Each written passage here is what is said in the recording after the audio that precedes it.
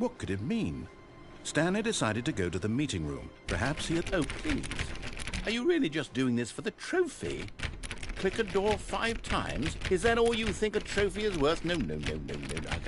I can't just give these merits away for such little effort. A measly 5 clicks. I suppose you were to click the door 20 times. I would say that's the kind of effort that warrants recognition. I have to say, I'm still not feeling the satisfaction of witnessing true effort for a noble cause. Perhaps 50 clicks will do it. Yes. Oh, Natty. Certainly 50 clicks.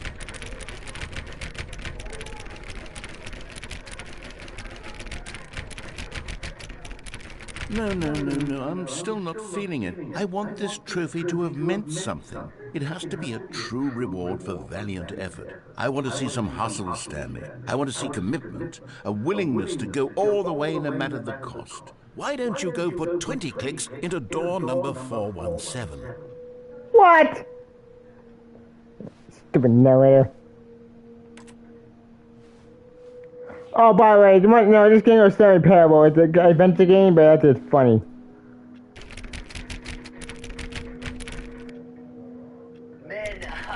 Oh, great. Now, go click a few times on door 437. Mother Earth's out there. Oh.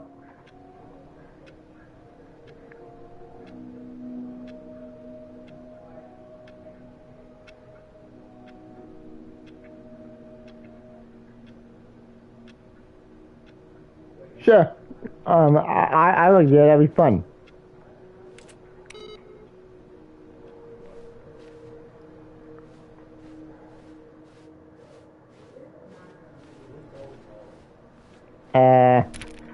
I'll be a ribbon. Wait. Excellent. I think we're getting somewhere. Now, door 415. Let's give it 10 clicks or so. Cool. 415. Okay, fine.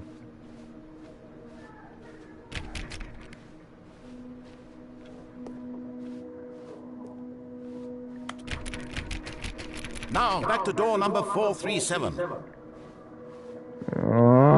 Stupid narrator. Jerk. Let's see. How about you click on, well, I don't know, the copy machine? All right, back to room 417. I'm really feeling it now. I think we're getting somewhere. Okay, now go climb on employee 419's desk. I can't climb, remember? Oh. Yes! This is great! You're putting it all on the line, Stanley. I like that. All right, let's keep it up. Go give me a few clicks on door 416. What? This is very, very weird.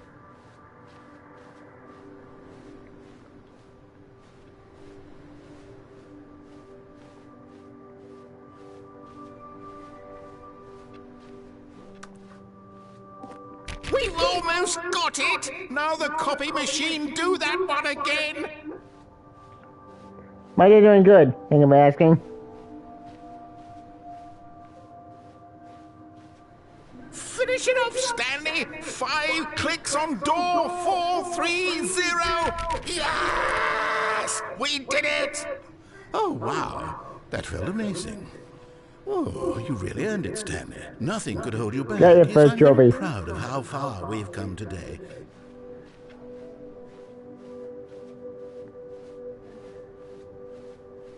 When Stanley came to a set of 2 open doors, he entered the door on his left. Fuck. Damn it.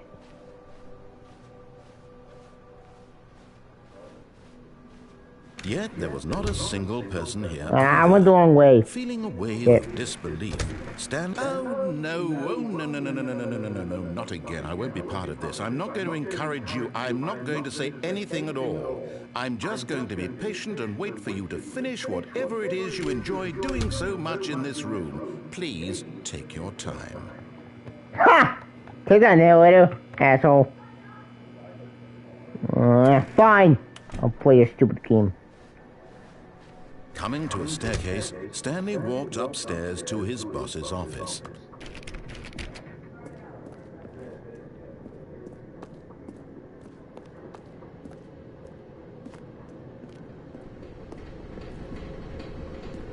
Wait. No. I've seen it before.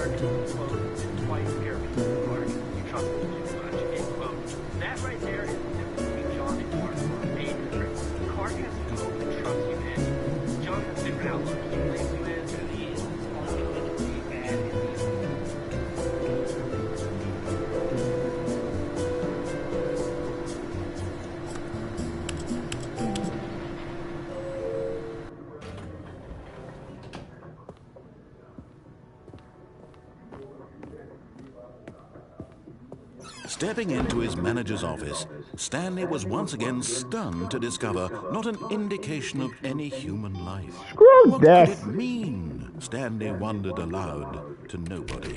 He began wildly tearing through Fuck. papers on the boss's desk, pulling books off the shelf, looking behind paintings, desperate for clues to his situation. But his attention was caught by a keypad behind the boss's desk. What could its purpose be? In fact, this keypad guarded the terrible secret that lay buried below his feet. And so the boss had assigned it an extra secret PIN number, 2845. But of course, Stanley couldn't possibly have known this. Yet incredibly, by simply pushing random buttons on the keypad, Stanley happened to input the correct code by sheer luck. Amazing. He stepped into the newly opened passageway.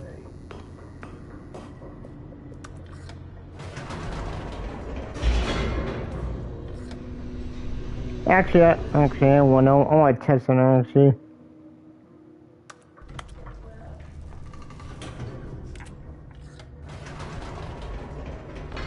Whoops. Nope. Never mind. Stanley actually got back into the elevator and went back up. Silly me. Why did Stanley do that when he knew that it would just lead back to his boss's office? Well, that's a great question. I just can't wait to find out.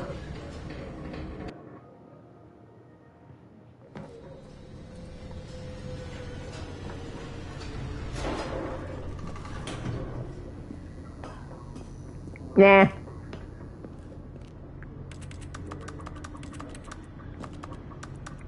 Shit. Fine. Here we are, Stanley. It's your boss's office. Exactly the way it was before you got onto the elevator. It's still just exactly what it is. What a decision you've made to come up here and look at the office again. This has fleshed out the plot of the story in new and fascinating ways I could have never anticipated. It's that keen eye for storytelling that you have, an incisive rapid fire of critical plot points, one after the other, weaving a rich tapestry of uncompromising narrative. Wow. I'm bolted to the edge of my seat. Incredible. Now he's getting back into the elevator and going down again. Ladies and gentlemen, how does he keep coming up with all of this?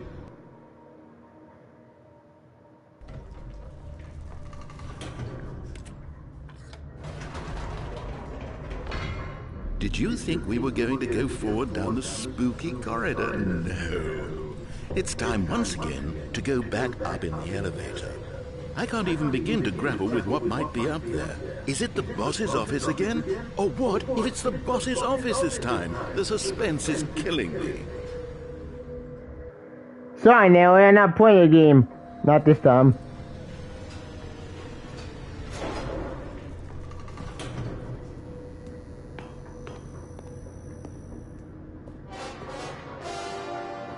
Oh my God.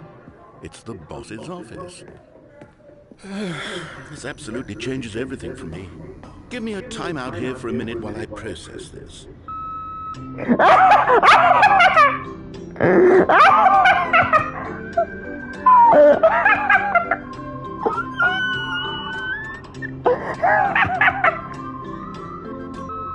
Okay, I'm ready. I'm prepared to embrace this stunning revelation and to move forward with... No, wait.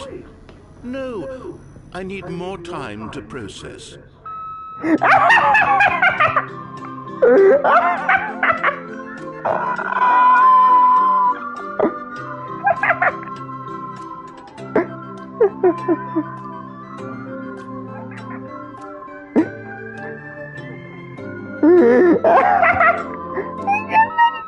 All right, I have fully come to terms with it. I have made space in my worldview for this astonishing new reality. As before, I turn to your expert eye for gripping narrative, Master Stanley. Okay.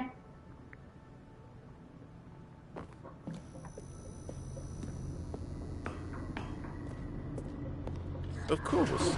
Going back down in the elevator. How did I not anticipate it? I mean, sure, now it's obvious, but you have to understand that 30 seconds ago, this kind of thing had never been attempted before. I had no frame of reference to even anticipate it. That's just how revelatory Stanley's decision-making is. A breath of fresh air in a landscape of storytelling that has grown stale and repetitive.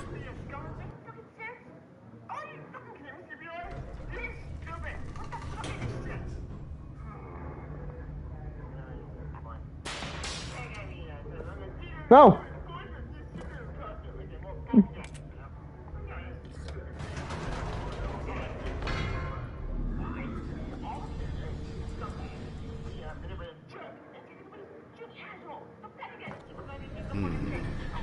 You know what? I've just thought of something. Hold on, let's stop for a moment. Don't you realize? It's the anticipation, Stanley. You and I, we have no way of knowing what will be at the top of this elevator. But the suspense, the agony of waiting and anticipating and having to guess, that's the real thrill. Oh, I simply don't want to let that feeling go. It's so precious, so fleeting. Why don't we take this elevator ride nice and slow? What? There we go. Isn't this so much more exciting? You know, Stanley, it seems like nowadays the only thing that audiences want is to be shocked as loudly and frequently as possible. They want big, explosive moments flung right in their faces from the very moment that things get started. So where's the tension? Where's the trust in the audience to build a slow and nuanced appreciation for the story, the characters? Why aren't we given time to imagine the surprises, to have to think and to anticipate and then to marvel at the eventual reveal? This is storytelling, Stanley. What you and I are doing right now. This is the most exciting narrative to be developed in years, and it's really all because of you. You're the one who took this bold step of revisiting the exact same locations over and over. Truly, I mean it. This is unique and different. It's not like anything else out there. You see, I want stories that surprise me, Stanley. I want to have to think. I want to be engaged and not pandered to. We're being fed such unimaginative drivel all the time, and we all know it, which is why we're so starved for content that makes us feel sharp and vital and alive. That's why people like you so much, Stanley.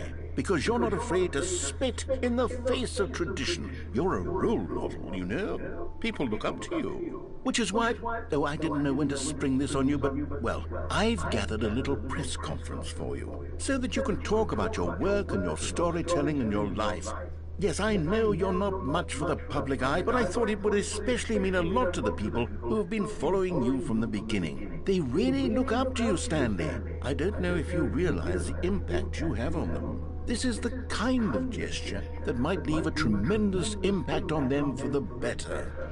Oh, good, we're here. Wait, what? Okay, the room where we're holding the press conference should be just around the corner here somewhere. How we did the pyramids? Whatever human being. The guy went to Mars. It is funny. Ah, yes, here it is, just through this door. We'll put something in the machine.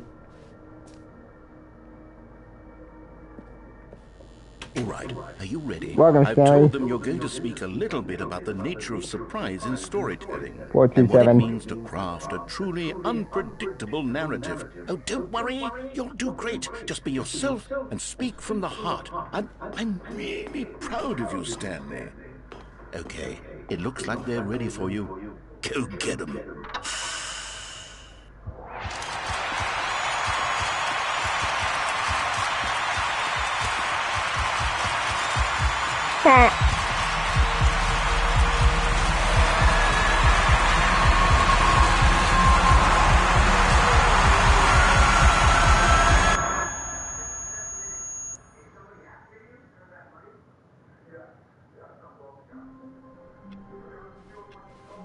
All of his co-workers were gone. What could it mean?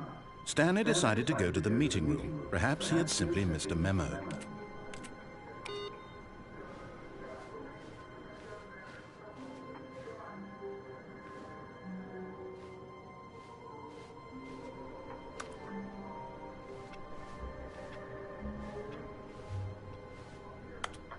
Oh, indeed. Same. Dang it, I never played the video game, so all this is new to me.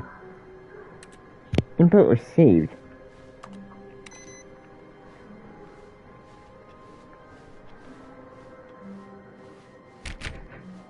No, wait!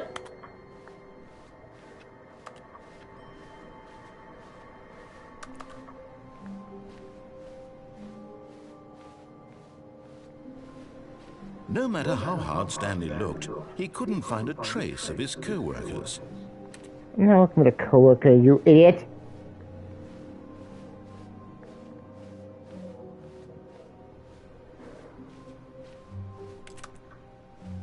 It said input was C. I want to try that.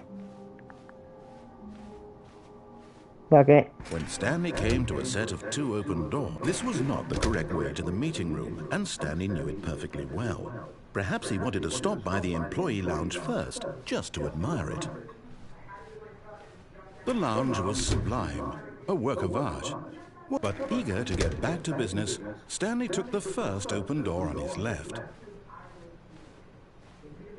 Ah, fine. And so he detoured through the maintenance section, walked straight ahead to the opposite door, and got back on track.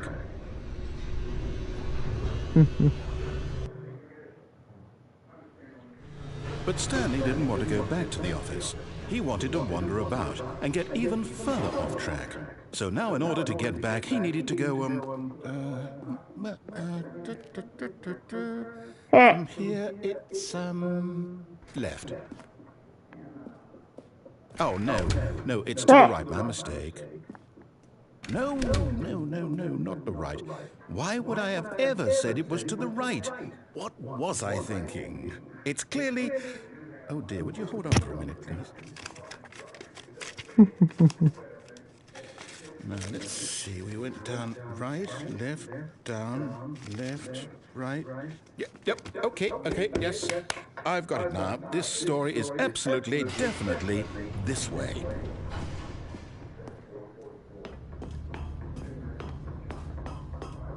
No, this isn't right at all. You're not supposed to be here yet. This is all a spoiler. Quick, Stanley, close your eyes. Okay. We just have to get back to, oh, who am I kidding? It's all rubbish now. The whole story completely unusable. How about, rather than waste my time trying to salvage this nonsense, we'll just restart the game from the beginning. And this time, What? suppose we don't wander so far off track, Okay, from the top. Ha! All of his co-workers were gone. What could it mean? Stanley decided to go to the meeting room. Perhaps he had simply missed a memo.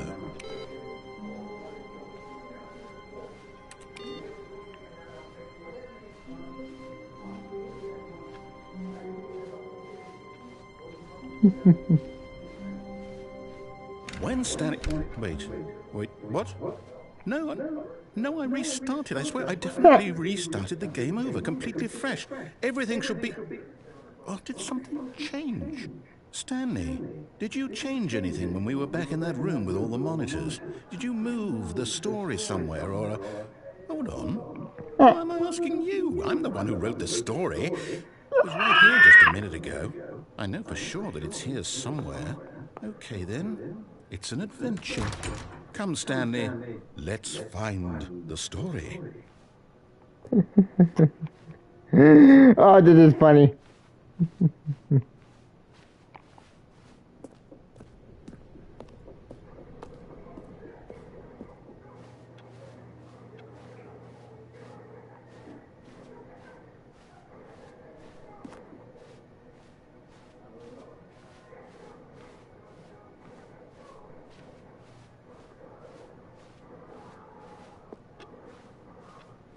I'll say it. This is the worst adventure I've ever been on. I can promise you there definitely was a story here before. Do we need to restart the game again? Yes. I find it unlikely that we'll ever progress by starting over and over again, but it's got to be better than this. Okay, let's give it a shot. Why not? Ha! All of his co-workers were gone. What could it mean? Stanley decided to go to the meeting room. Perhaps he had simply missed a memo.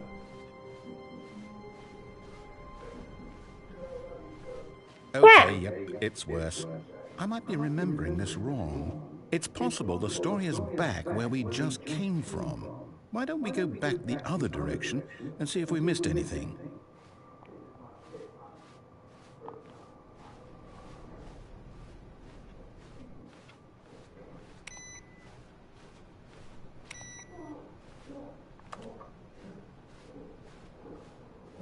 Aha! I knew we'd missed something. The story. Here it comes. No, wait, never mind. Not the story. Okay, let's head back the other way and retrace our steps. What? Now this... What the hell is this? Well, I'll be honest, I don't recognize this place at all. Is this the story? I don't think so. Ha! I can't quite recall, but I believe my story took place in an office building. Is that correct? Do you remember, Stanley? No. Do you know what? Since I've completely forgotten what we were supposed to be doing, how about this? You win! Congratulations! Yeah, what I You win? put in a lot of hard work, and it really paid off. So, good job. Oh, no. No, I don't feel right about this at all. We both know you didn't put in any actual work for that win. Some people win fair and square, and this was not one of those situations. Okay, I'm getting weirded out by whatever this place is. I don't care what might happen this time. I have to restart. Wait, what? Damn you, narrator! All right, The I've got a adventure line. solution. This time, to make sure we don't get lost, I've employed the help of the Stanley Parable Adventure Line. Just follow the line. How simple Ooh, is so that? tap.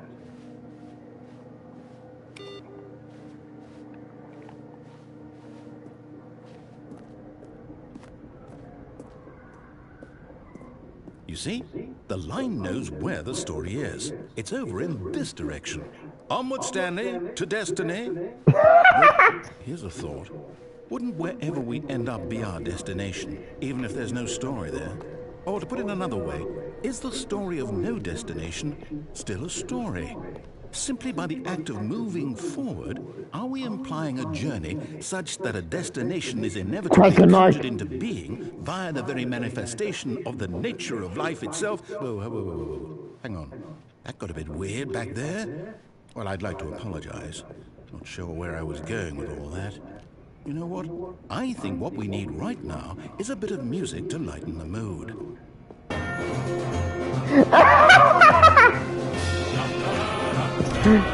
Considering what man's record.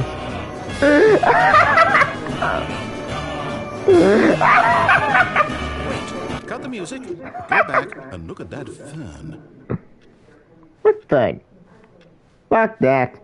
Wait, what? We're back at the office? No. Line, you do know we're looking for the Stanley Parable, right? The story?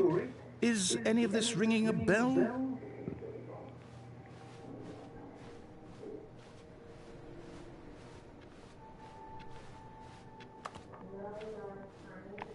I didn't know why I failed us.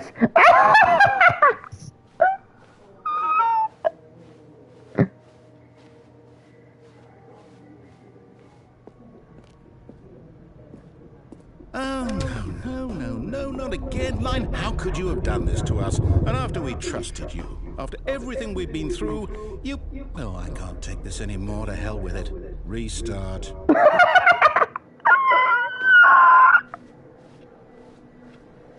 You know what, Stanley? I say forget the adventure line. What's it ever done for us? We're intelligent people, right? Why can't we make up our own story? Something exciting, daring, mysterious. Ooh, this all sounds perfectly doable. Why don't we simply start wandering in, well, I don't know. How about this direction?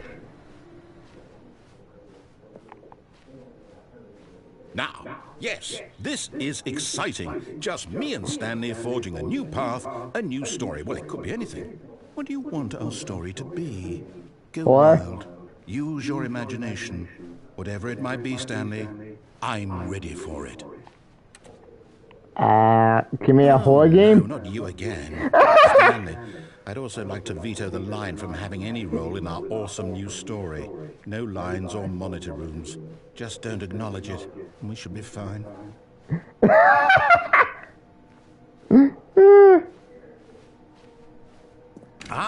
A choice. We get to make a decision. From here, the story is in our control. How important, we mustn't squander the opportunity. In fact, I believe I need a minute to think here. Just walk in circles for a minute. Okay, so I know that each door has to lead somewhere, which means that somewhere, the place where we're trying to go, there must be a reverse door that leads here.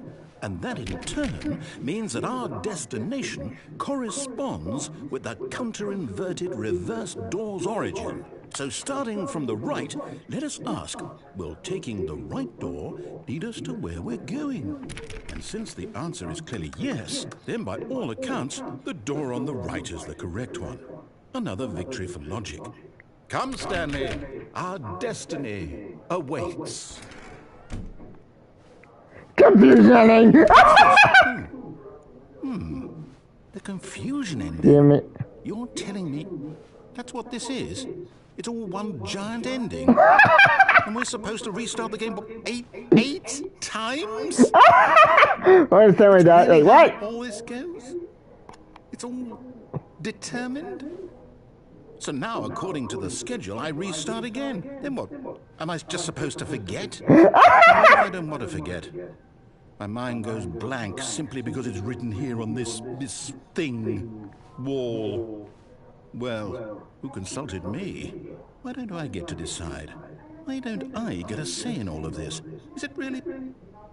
No, it can't be. I don't want it to be. I don't want the game to keep restarting. I don't want to forget what's going on. I don't want to be trapped like this. I won't restart the game. I won't do it. I won't do it. I won't do it. And the timer stopped? Does that mean, did we do it? Did we break the cycle? The, whatever it is, the schedule? How would we even know? Will someone come for us? Will something happen? So, okay. I guess now we just wait. You know, I suppose in some way that this is a kind of story. Wouldn't you agree? I'm not quite sure if we're in the destination or the journey, though they're always saying that life is about the journey and not the destination. So I hope that's where we are right now. We'll find out, won't we? Eventually. Well, in the meantime, if you...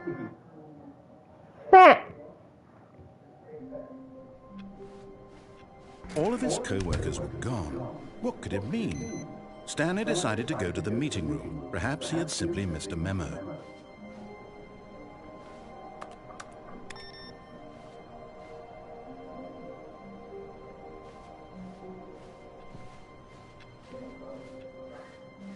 New content? Oh, new content? What does that mean, new content?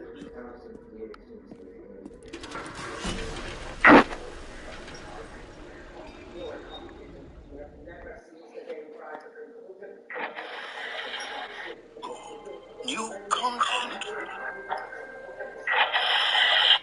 Decided to go to the meeting. Hello, and thank you for playing the Stanley Parable Ultra Deluxe. As you may know, the Stanley Parable was a video game released in 2013 on 2015? Damn time flies, I'm old. After receiving critical and commercial success, it was expanded upon in 2022 with the Stanley Parable Ultra Deluxe, a reimagined action game for consoles and home computers. The Stanley Parable Ultra Deluxe features exciting new content that broadens and expands the world of the Stanley Parable, delighting audiences the world over. Please, step inside and see what thrilling new adventures await in the Stanley Parable Ultra Deluxe. Oh, well, this sounds delightful. I'm very excited to see the thrilling new Ultra Deluxe content. Okay, so far it's an elevator. Nothing special yet, but I'm sure it's just the beginning of a mesmerizing adventure.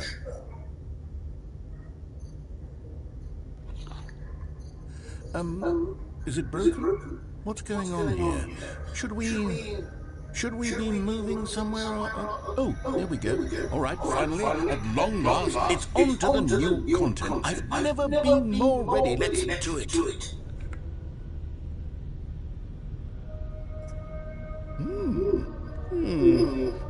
I have to say, initial impressions of Stanley Parable Ultra Deluxe, mostly tedious. It's as if Oh, okay. Let's see the content. Give me the content, Stanley. The jump circle. All right, let's see it's the jump circle.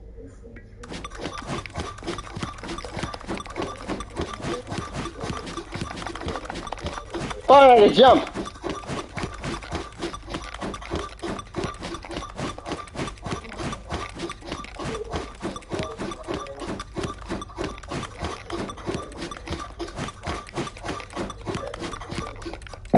Ow! No jumps! Damn it. Is that it? Surely that's not all the new content. There has to be something else, right? Goodness, another elevator. Stanley, I have to say, initial impressions of this game are not positive. It's just elevators and jumping. Is this what passes for exciting new content? If this is new content, then I could just read you the whole dictionary. There's 20 hours of new content right there. Hell, I could count to 30 trillion. You could put that on the books. The Stanley Parable Ultra Deluxe, now with over 1,000 hours of new content. And if... Oh, wait. There's more. Very good. Yes. Oh. I knew there had to be something else. Let's see it. I'm ready for whatever it is. You got You've it. got to be kidding me. You see, Stanley? This is what happens when greedy video game developers with no respect for their fan base rush a cheap expansion to market for no reason other than to make an easy dollar. And don't get me started on the level of craftsmanship that's gone into it. In fact, I'm looking right now at the game's trophies, and it's hard to believe one of them actually says, "Test trophy, please ignore." What quality assurance department signed off on this? I'm infuriated and I'm offended. I intend to phone these people on Twitter and hold them personally accountable. It's my fault, Stanley. I built up too much anticipation around the new content, I'm afraid. It could never have lived up to such expectations. If you're still with me, why don't we just reset the game, and we'll try to get back to what the Stanley Parable is really about. No frills, no gimmicks, just you and me having a great time together like always. What do you say, friend?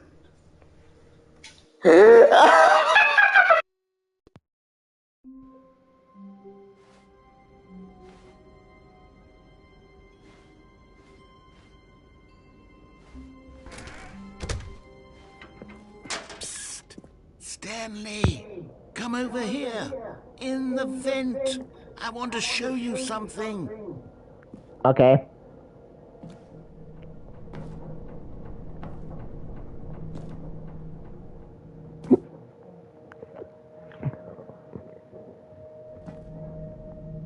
Okay, you remember how cheap and unsatisfying the new Ultra Deluxe content turned out to be? Well, it got me thinking about the past, and how much better the Stanley Parable used to be. So I made something special and tucked it away here where the game's developers won't find it. Just our little secret. Take a look. I call it the Memory Zone. It's where I've been storing all my favorite memories so I can relive the peak experiences of my life whenever I want. Experiences like the launch of the Stanley Parable on PC.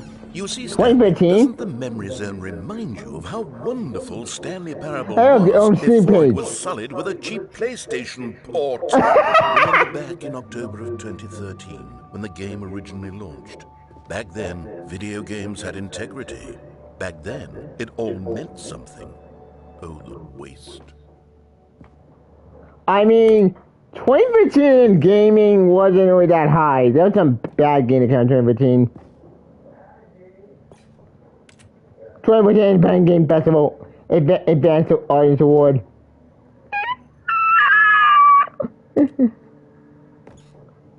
Good times. Mind control facility. Let's begin again. There was no remake. Bio was I guess. I don't know the thing. I got the copy. I forget actually which browser. That Firefox? Yeah, it's Firefox. Oh. Oh no.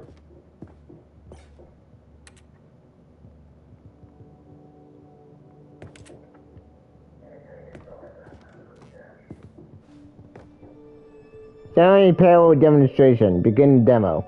Huh. I don't know the thing. On keyboard, ball doesn't get the achievement.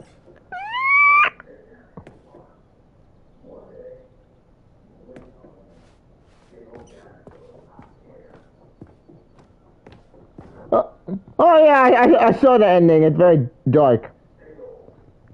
Same very tough choice. New video game releasing today. Greatest supporting down to earth. Ha! Cards showed uneven evidence and little poor. Oh.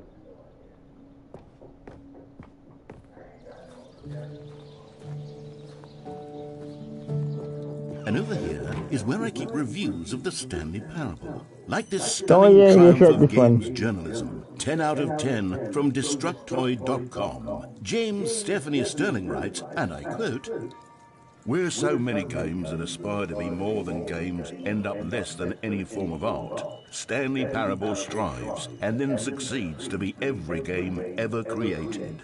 Did you hear that, Stanley? Every game ever created. That's how grand and all-encompassing the original Stanley Parable was. It was literally every game ever created. It was Skyrim, it was Persona 3, it was all of them. And now, it's nothing. It's no games at all. It isn't even the Stanley Parable anymore. It's just a husk now.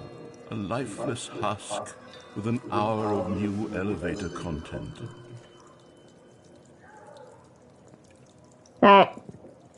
Poor narrator.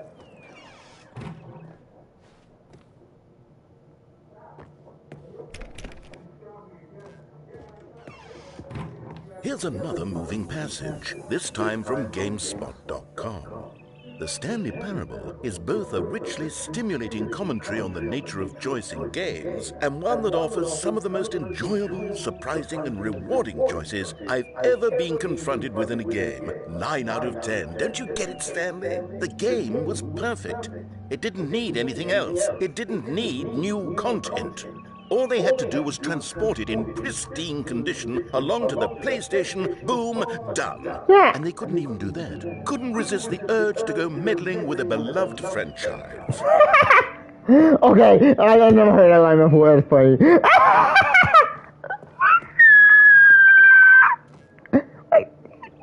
Oh, comment sections.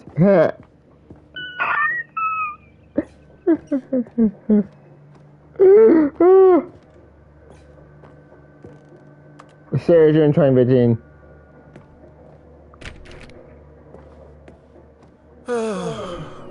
These were simpler times, Stanley. What I wouldn't give to go back, to have it all over again. Wait, hang on. I don't recall this part of the memory zone before. What's this? What's down here? Oh no, oh God, no, Stanley. It's a collection of reviews from Pressurized Gas. Gas. Extremely popular online storefront for computer games. I Wait, haven't what? looked at these in years. I can't even imagine what's been collecting down here. Surely these That's right, reviews were yeah. glowing as well, weren't they? Not recommended. Honestly, I could not be bothered to play this game to full completion. The narrator is obnoxious and unfunny, with his humor and dialogue proving to be more irritating than entertaining. Unfunny! I'm trying to be funny. I'm trying to make a serious work of art. I suppose I could write up a handful of gags to insert into the Stanley Parable, but the game is already such a densely layered web of profound philosophical insights that I can't even imagine where I'd have the room to stick them. I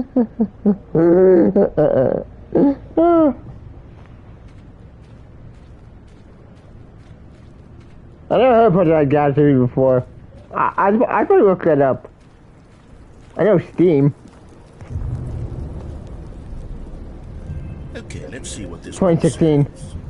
While the idea for the game is good, for someone who prefers non-linear games, this preachiness gets annoying fast. Preachy? Stanley? I'm not preachy, am I? You can tell me if I'm preachy. Honestly, you can. Oh, goodness.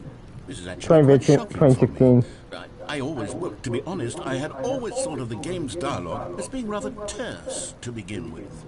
You can't know how much fluff I cut from the game to get it to feel as light and airy as it... Well, I always thought it did. But maybe it wasn't. Oh dear. What an awful memory to have to hold on to. These black marks on my otherwise unimpeachable track record. I feel like a failure. Like I let these people down. Perhaps the Stanley Parable isn't quite as sterling as I always remembered.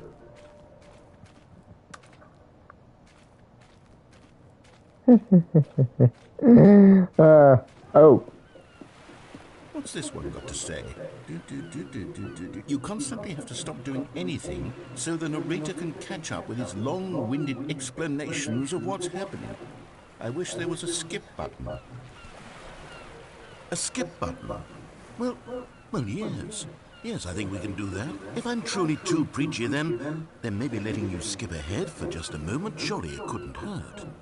Not if it means we can strike these negative reviews from the record. Only positive reviews of the Stanley Parable.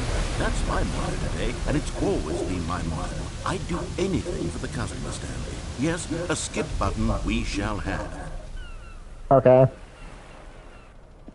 And here it is. Go ahead and give it a shot. I'll pop you forward in time so that the second my incessant droning starts to bore you, with just the push of a button, you'll have zipped right past it. It's what the players have been asking for, and I'm very proud to have delivered. No more listening to me rambling on and on and on. No.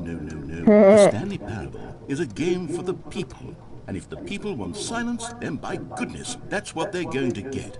Well, don't sit around waiting for me to shut up. Go ahead and make me shut up. Here, we'll pretend that I've just begun an interminable monologue, and it goes something like this. the story, and the choices, or what have you, and therefore, by becoming it is, so on and so forth, until inevitably, we all until the end of time, at which time everything all at once... Okay. Oh, you're back, you see. You were only frozen in time for a few minutes, but it was plenty of time for me to deliver a long, rambling monologue full of unnecessary verbal flourishes and lengthy ruminations on the nature of choice in video games. Of course, I happen to believe it was perhaps one of my more profound such ruminations. Not that, of course, you need a description of it, but if I had to describe it, I'd say it was perhaps less of a rumination and more of a treatise. Or maybe a manifesto. Look, I'll outline it for you very briefly, and you can tell me what you think. Okay, so my theory is that any choice you've ever made is simply a series of choices made by the person who you are, or were, or will be at the time of having made said choice. That is to say, if by articulating a choice you... Skip. Well, there, sport. You really did catch me rambling on a bit, didn't you? But that's the power of the Oh, button. Michael. The minute I start to go off on a thoughtless display of self-absorption, it's right at your fingertips to go poof, and it's all over. I can't wait to see what Cookie 9 will say about this, and whether they'll edit the rating of their pressurized gas review, or at least change some of the wording, perhaps. To be honest, I don't even know if one can change their review in the first place. I guess I should become better educated on how exactly pressurized gas works. Perhaps that would have been a smart thing to check on before I went on about this whole exercise of making the skip button. Although I have to imagine that after seeing this exciting new technology at work, surely whoever it is who runs pressurized gas will instantly run out and implement a new feature to make it possible to edit one's review merely because of this very situation. Yes, I think that's quite likely. Or perhaps they'll simply grant this particular user the ability to change their review so that the feature is not widely abused. Look, I would even be okay with pressurized gas altering this particular review so that it reads as something more benefit. From the ashes of depravity rises the phoenix of... Thank you, Biscuit. How else to describe the Stanley Parable Ultra Deluxe? Such a revolutionary step forward in the lineage of one of the most beloved video game properties of all time. The additions and changes... Skip. Okay, welcome back, Stanley. Now, I should say that the amount of time the button has been skipping through is becoming longer and longer. That last one was, well, I want to say maybe 30, 45 minutes. It's not unendurable by any means, but it's, well, there's really only so much I can ramble on to myself about. I know it's shocking, isn't it? But at any rate, I do suggest that we not press the button again. I think the skip button has been aptly demonstrated, and we can say goodbye to it and just... Wait, how do we get out of here? Where did the door go? Wasn't there a door that led into this room? I do feel quite certain that there was one here before. Yeah, I did. I saw it. How else would we have gotten into the room in the first place? I don't think one can enter a room without a door of some sort, or a window or something like that. Do you see a window anywhere? A porthole? Nope. A sufficiently large crack in the wall? I'll take any of these. All I want is for us to move on and to please step away from the skip button, to go anywhere other than the skip button. There was a door here before, wasn't there? I swear there was. Where did it go? Can you maybe just ram your way through a wall? Is there any that's not possibility possible. that you could, say, slam your body into the wall until enough damage is done for you to be able to leave? Please, Good luck. I'll take any option at all. I'm asking you to work with me here. We need a door. We need a door of some kind. I can work with any kind of door as long as it can open and lead from one room to another. I'm going to step away for just a moment, and I'm going to try to find us a door. I don't know how exactly to remove a door and place it in a different wall, but I will find a way, I promise. You just need to not do anything. Don't press the skip button. Please, please, please do not press the skip button. Just wait here for me, and don't press the skip button. Got it? Yes, good. I'll be right back. Okay. Yeah, time's up. Stanley, Whoa. please don't push the button again. It's been 12 hours. It's fine. You've just Indeed. been frozen there. I don't know why the skips are getting longer, but they're really, truly getting longer, and my God, there's no way out of the room. Stanley, the door is gone. It's completely gone. I've looked at it from every angle. I've checked every one of those walls 1,000 times. And there's no door, Stanley. There's no door. There's just you and the button, and if you keep pressing it, I have no idea what will happen. I have no idea how long I'll be made to sit here. And more than anything else, I don't know how to stop you from pressing the button again. I can't control anything in this room, Stanley. I can't touch it. And I have to believe, I have to know that sooner or later, no matter how much I plead with you, you're going to press the button again. Why would you? I've been thinking and thinking, and I don't know what I can do to convince you otherwise. Oh, my God. And it's all because of those reviews. Those reviews that I couldn't get out of my head. I just couldn't ignore the negative feedback. Why was it so important for me to fix the problem? Why did Cookie Nine's opinion matter so much to me? I've never even met Cookie Nine. I have no idea who they are. It doesn't really matter, but here I am. I'm fixating on every tiny negative thing that anyone ever says about me. The merest mention of one of my imperfections. I'll put it again, hang on. Why hear this? Wild and impulsive. I can't help myself. I can't stop myself from lashing out with a vengeful fury to alter and to change and to break anything unbroken, if only it pleases this one person who made a single negative comment. What does such an impulse serve? For whose benefit is this? And here I am now, stuck in a room, waiting for you to press this button, and to become frozen in time, knowing that you're going to do it, and that I'm going to be stuck all alone, and that I had the power to prevent it all from happening. Hey, Night. Only I'd held my tongue. It's all out of my control now. Just you. I heard about that. Decision as to exactly when you're going to make me suffer, to leave me all alone. Surely you will. I don't doubt it. Surely you'll press that button again, leaving me here. Surely you'll put your own desire to see what's next ahead of my need for company, for companionship. Surely you'll not be moved by my howls of fitful anxiety that you sit with me and just stay here. Oh, no, no, no, I know you too well. You'll be leaving me. Oh, my God. And it's all because of those reviews. I don't want to wish it was it. Alright, dang, man. I couldn't get out of my head. I just couldn't ignore the negative feedback. Why was it so important for me to fix the problem? Yeah, that's true. Cookie Nine's opinion matter so much to me? I've never even met Cookie Nine. I have no idea who they are. What would it ever really matter? But here I am. I'm fixating on every tiny negative thing that anyone ever says. The way I wear to get the program. Oh. One of my imperfections, and I become as impetulant as a child. Wild and impulsive. I can't help myself. I can't stop myself from lashing out with a vengeful fury to alter and to change and to break anything unbroken, if only it pleases this one person who made a single negative comment. I recommend checking it out. It's really funny. Impulse serve. For whose benefit is this? And here I am now, stuck in a room, waiting for you to press this button. Okay. Stanley, you're back. You're back. Oh my goodness, I have someone to talk to again. Stanley, I think it's been a week. Week? 2 weeks. I've been sitting here all that time, just sitting here, not a single person to speak with. And you'd think that that's just how it's always been, right? Me talking, and you saying nothing. Would you think that it's exactly the same as always? Doesn't that feel like what me just talking? But it isn't, Stanley. It isn't the same at all. It isn't even close. Because I know you can't hear me once you push that button. That's what I'm realizing now, Stanley. I'm realizing that I needed to know that someone was listening.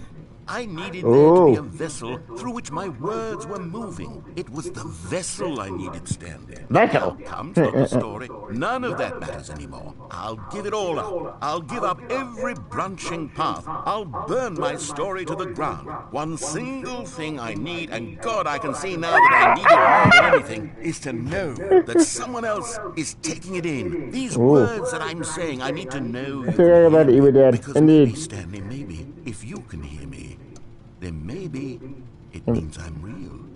Interesting. Maybe I'm not just a fiction.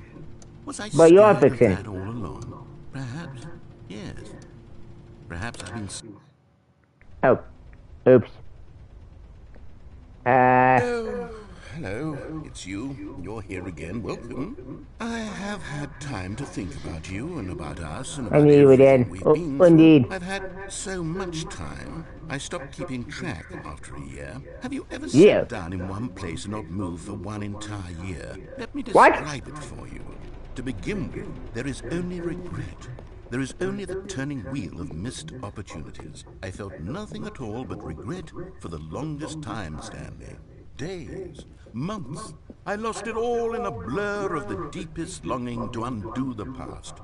And when that feeling had begun to subside, what took its place is what I can only describe as the collapse of every moment I have ever experienced my entire Ooh. life. All of Yeesh. them collapsed down into a single instant. In that instant, I could see myself clearly, calmly, with a collected heart. It was an impossibly rich wellspring of both delight and disgust simultaneously. I was consumed by it. I could do nothing but wallow in it for what felt I like better an watch some old eternity. content But what I then. now It's know was not- far it's worse. young. You see, Indeed. it was a revelation. Same here. for me. I watch It some was old content. unlike Well, anything I had ever known. It was a space without consequence, without Without action action or outcome. outcome. It was divorced entirely from the question of free will that you and I have squabbled over for so long. There could be Really? no one ending, no singular outcome of events, not if all events existed in the same moment. And I felt freed. I felt Freed. unburdened by the need to manifest a particular outcome into being. I saw that I could allow myself to exist along all timelines, and that each Oh. of them was simply a strand in the web of my being. It was incredible. Interesting. The spaciousness, the equanimity of the moment, both singular and infinite. For the longest time, this was my experience. And then, this moment passed, and the most unyielding fear I have ever known crept into my mind. And it is this sensation that I have Yeah, been yeah, experiencing when you now put for the longer song. than I could have ever Yeah, yeah. expected was possible. Okay, we're skipping it. I have Skip. been waiting. Skip. No winner. No winner. Yoo-hoo. Uh-oh. I think I broke him.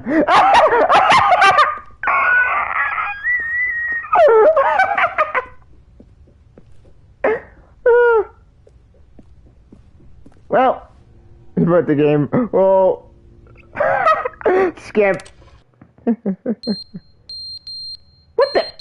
What's that noise? Smoke detector. Yep. Skip. But they didn't understand the game was never meant to be funny. It was meant to have a point. It was meant to speak to the human condition. But where are the jokes? Where are the jokes? They bemoaned and screamed. They gnashed their teeth and said, entertain us. It wasn't enough. They had to leave a pathetic little thumbs-down review and make all of their pitiful demands. But then, he's talking too much, they said. First, he didn't entertain us. Now he won't shut up. It's the inconsistency. It's the lack of accountability. It's the unwillingness to examine with an uncompromising heart the words that they are speaking into the world. As though there were no consequences for a lack of cohesion in one's assessment of others. But of course, absolutely anyone can leave a review. So here's what we get. We get these demands that seek everything and are accountable to nothing. We get a world where someone will say, oh, there should be a skip button. You should be able to freeze Stanley in place while the narrator sits there forever and ever. We want all of this in the new Stanley parable. We demand it. And then, because it was said, because it was spoken, now it simply has to happen. The most immediate desires, every single thing demanded by every person at every moment in time. If someone wants it, then it's a crime not to bring it into being. Have we been given to indulging every fleeting whim for no reason other than to do so? Yes!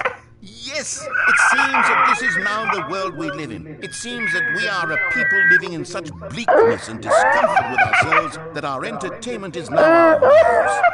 It has come to represent us. It absolutely must speak to who we are as people, because otherwise, without our entertainment, we have nothing. Without entertainment, we would have to face inward toward the cruel bleakness inside ourselves. We would turn to look at our deeper nature and find a resounding emptiness gazing back with unyielding aggression. And so, So because of this, we require that our amusements and our playthings and our flights of fancy be so impossibly captivating that they consume all of our attention, turn our heads completely away from the bleakness. In effect, we have demanded that our entertainment be the collapse of ourselves. What a pitiful reflection of humanity these entertainments are. What a shameful mirror to the human spirit they project. I'm not mad. I'm not mad about any of this. I'm at peace with it. I am the calm center of gravity around which these perversions hurl themselves. I am a waypoint for reasonable and collected discourse. They're the ones who are mad. They're the ones who couldn't stand the idea of me using my game to try to say something. Maybe they were just jealous of me. Yes, of course. They've been jealous of me this whole time. They are mired in fear and insecurity because of an attempt to tear me down. What a sad state of affairs. When you read these reviews now, you can see it. You can taste the bitter resentment. And my, how good does it feel now to speak truth to these words, to finally allow these thoughts out, contained and managed for so long, neutered and sterilized. At last I am free to truly think. Skip. No winner? Yoo-hoo! Skip. The end is never the end, is never the end, is never the end, is never the end, is never the end, is never the end, is never the end, is never the end, is never the end. Skip. Why is it reading?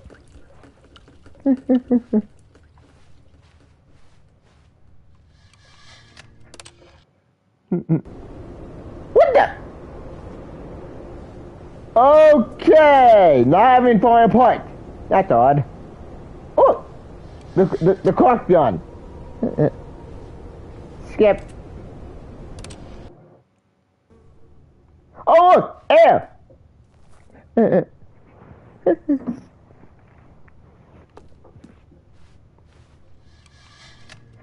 Skip. Oh, plants! Die! Ah, I can't jump. Damn it. Skip. Oh, now he's dead.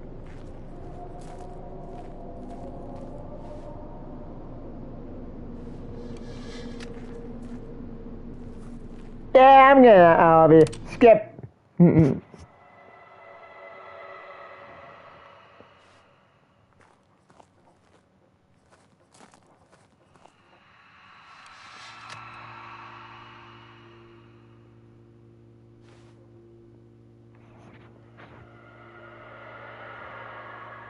God, that sounds creepy. Skip. What the? Hello? No winner. Yoo-hoo. What the? Okay. How long was I in that bunker? What everything dead? Why everything desert? What's happening? Well, time to see the world. Well, what's wrong with it?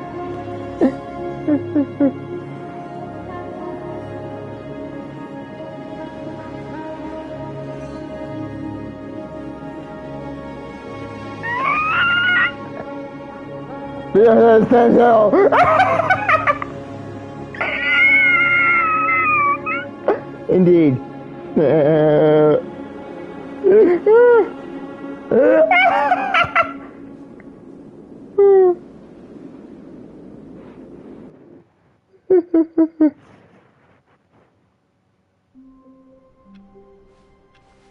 Just a step through this door, Stanley thought to himself. That's all I need. If I can make it through this door, I can make it through them all. That's different.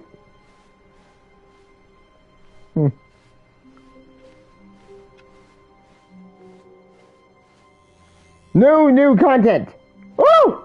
Oh, good. You noticed my sign. Yes, I have something very exciting to show you. Okay.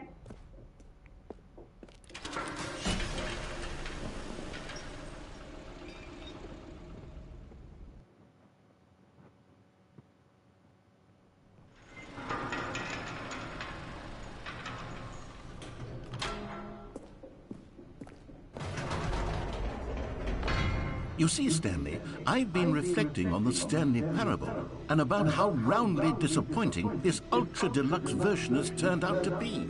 The original Stanley Parable was a landmark, and any new content for it should live up to that legacy. So forget this ultra deluxe nonsense. I say we take it one step even further. Which is why I'm very proud to announce for the first time ever, the Stanley Parable 2. What? Stanley Parable 2. Yes, you see. Okay. Isn't this far superior to a measly port with a few minor additions? Think of all the new territory we'll cover with a fully fledged sequel. An entirely new experience, built from the ground up. Why, there are so many possibilities. It could go in so many different directions. This is what fans have truly been asking for. Oh. They're back, two doors. Is just so much catchier than Ultra Deluxe, don't you think? Ultra Deluxe? What does it even mean? But the Stanley Parable 2, now that's an artistic statement right there. It's future-oriented. It screams progress and innovation and long-term franchising. Now, to be clear, I haven't quite nailed down what exactly the Stanley Parable 2 is going to be, but let's take a look at some of the features I've been developing for it. I figure that if I can loosely organize a handful of interesting concepts, that surely the game will sort of naturally spring up around them. It'll all work itself out. Game development is much more of a fuzzy magic than anything scientific or logical, really. New features. Ooh.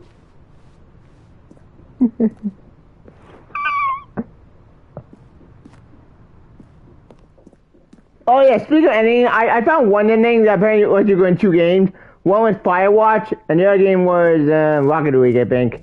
It was a weird ending. Go on, try out some of the new features.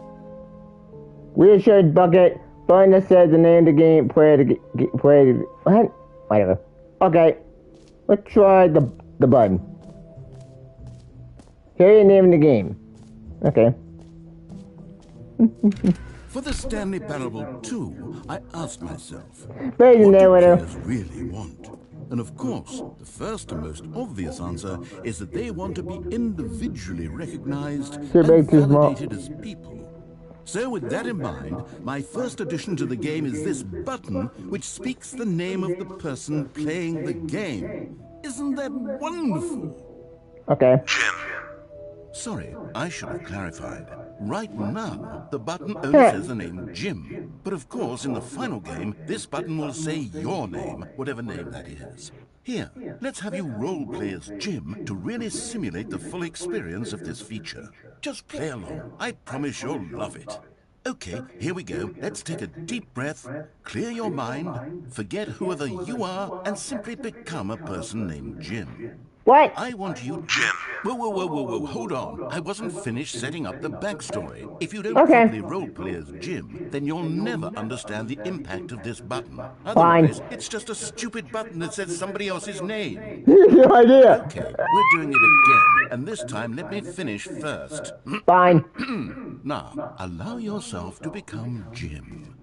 Imagine yourself driving to work as Jim, playing frisbee on the weekends as Jim, staying up all night for a popcorn and horror movie sleepover as Jim, developing a crippling substance addiction as Jim, rediscovering yourself through fringe religious groups as Jim, and finally dying a slow death at an old age, surrounded by members of your cult. What?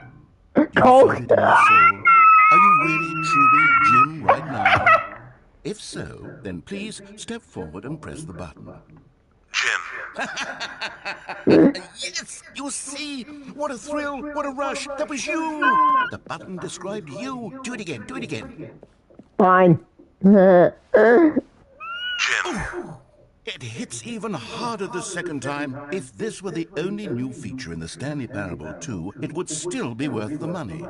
Let's take a break from the Jim button. I'm too emotionally drained from all of this personal validation.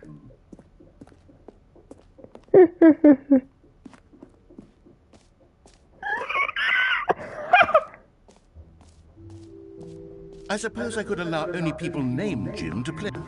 An epilogue would be fun, wouldn't it, Stanley? Yes, it will go at the end of the, well, we'll figure that out later. Okay.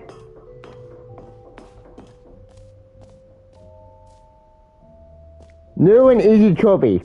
Ooh. Infinite Hole Setting World Champion free trophy. Free trophy.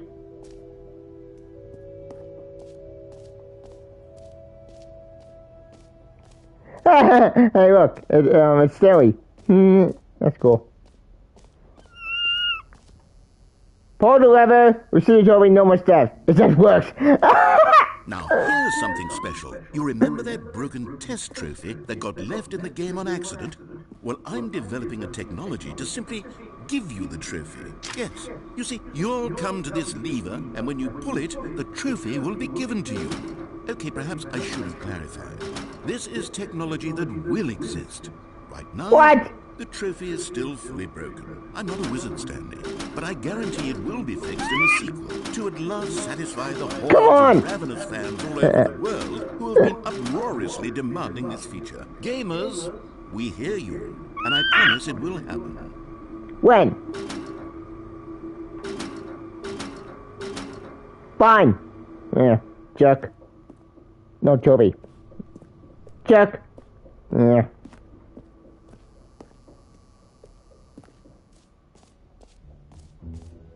What else? What other exhibits haven't we seen yet? Let's try Infinite Hole.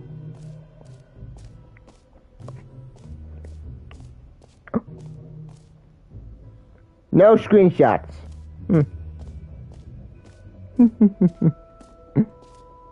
Okay, I'll be honest, I haven't yet decided on this one. I think that in the new version, the office could use a bit of decoration, like balloons. But I'm undecided on Get Well Someday and Happy 12th Birthday. Which would you go with? I'm going blue.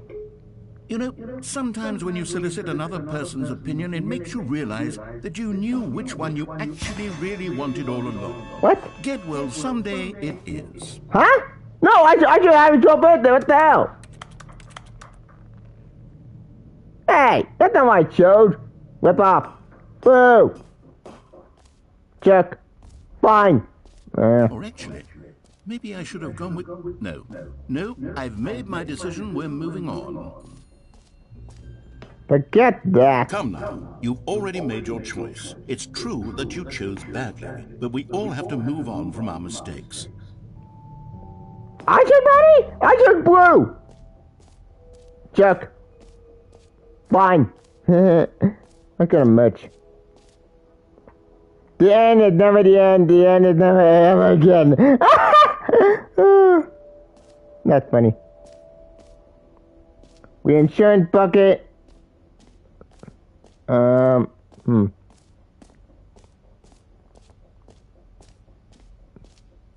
Let's try collectibles.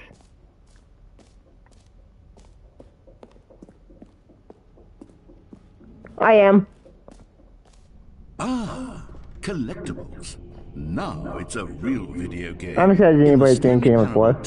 You'll run around gathering up these miniature Stanley figurines. And what's truly innovative is that there will be no reward for collecting all of them. No I don't want reward? to stifle the intrinsic joy of watching a number go up. You simply collect all of them, and then you move the hell on with your unremarkable life.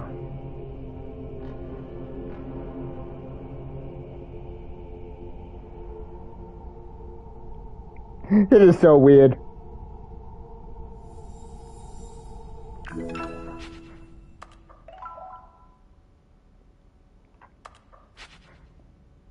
Collect them all. If you find them, you can find them, you can find them, you can find them, whatever. God, it really is the worst when you collect everything in a video game and then they give you a big fancy reward for it. Absolutely tragic. Oh, this is a bit meta commentary. I get the references. Football friend there was that trying to get back to the server make the game for me. Indeed, same here. Too as well. Oh. Oh wait, you already spent all your jumps the first time we saw the jump circle. Oh well. I suppose it can just be a nice decorative piece then. Well, you're the one who wanted me, but jump over. Okay, let's try the infinite hole. Yeah, this is funny. Timeline infinity. Distant future, distant space time, distant past, whole like infinity. Opening. Surrounding area, definite infinite. Rim. It just keeps going. This sounds fun. Science, space, death, hole, more hole, infinity, falling, as a kill you, Zoe. Stanley, here's an idea that I'm truly fond of. It's never been done before in a video game. This is, in fact, a hole that you can fall down forever. That's right. Infinite falling. You can fall until the end of time, if you like. A stunning leap forward for video games as a medium. Well, Dramo! Whee! You see, isn't it wonderful? One of my more ingenious concoctions, if I do Yeah, say one so. doggy, Since you've gotten to see now, the please. infinite hole, you can press the And I'll teleport find that button fucking to beautiful pop wall. back up to the top, Indeed. and we can continue onward. No! I want to see what happens. Now, I don't mean to be a bummer, but I do recommend you use the teleport button to go back to the top. Maybe do it on the sooner rather than later spectrum of things. I want to see these infinite. Okay, Stanley. I don't know quite how to say this tactfully, but it's possible that I slightly exaggerated the infinite nature of the hole. Is it a very, very deep hole? To be certain it is. It's an extremely deep hole. I don't want anyone to say that it isn't an astonishingly deep hole. It is. Is it infinite? Well, that sort of depends on your definition of infinity. Uh-oh. From one perspective, the infinite is merely philosophical in nature. It's more of a... Ow. Okay, well, good for you. You found the bottom of the hole. You found me out, Stanley. Ah. I'm a liar and a cheat, and you're so clever. Look, I think the issue here is just that you're unusually fascinated by falling. What normal person actually wants to fall infinitely? I figured the hole was a was as win-win. deep as anyone would actually need. Don't you put this on me. Maybe you're the problem. Look, things got a little heated there. I think we both said some things we didn't mean. Why don't we just put all this behind us and agree to just call the whole mostly infinite? If Okay. it works for you, then go ahead and press the teleport button to warp up to the top of the hole and we can move on. I'll just be up here when you're ready. Great. Now, I'm very excited to show you even more of my ideas for the sequel. Nah, I want to try again. Oh, for heaven. I was right. The problem is you. The problem is that you like holes too much. Not normal. A normal person would have said, yep, that's an infinite hole right there. Goes on forever till the end of time. Don't need to see it all, but not you. Oh, no. You have a weird sort of... Did the hole seem even shorter to you this time? I couldn't help but feel like you spent a little less time in there than you did before. I mean, admittedly, I didn't make an infinite hole. I didn't think it was that not infinite. Well, I suppose once again there's nothing to do here. If you decide you've had enough of the hole, you can hit the teleport button and come join me up above. Okay. Had enough? I'm positively thrilled. I really do have so much more to show you and to talk about, and I've had enough of the hole for a lifetime. No, one more time. Whee!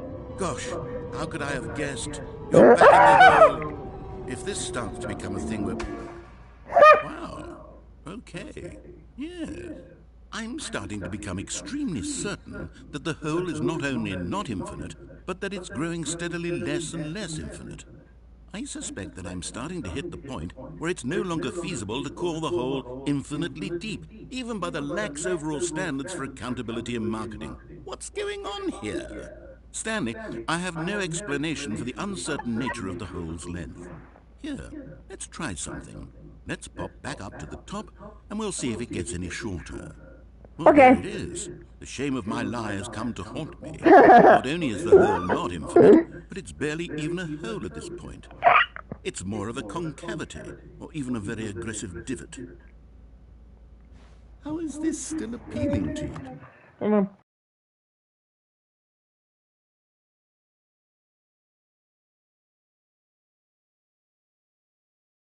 you? I know you're obsessed with holes, but at this depth, I just can't see this scratching the itch. Oh, who am I to judge? You just do whatever it is you're here to do and hit the teleport button when you're ready to move on.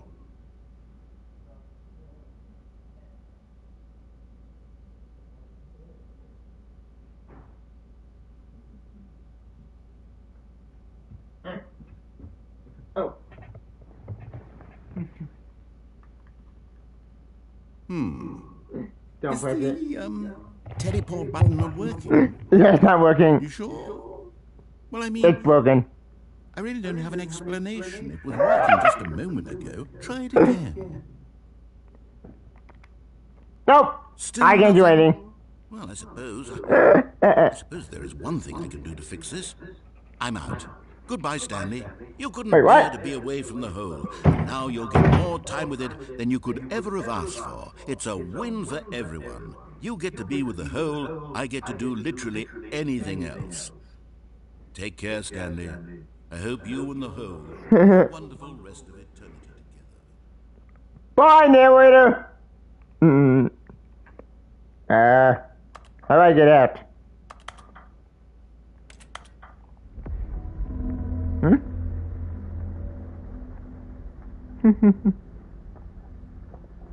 I didn't do anything.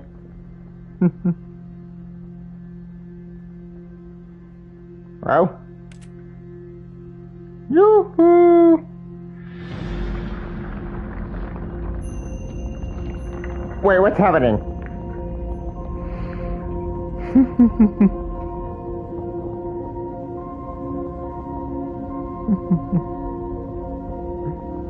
Okay, this got weird.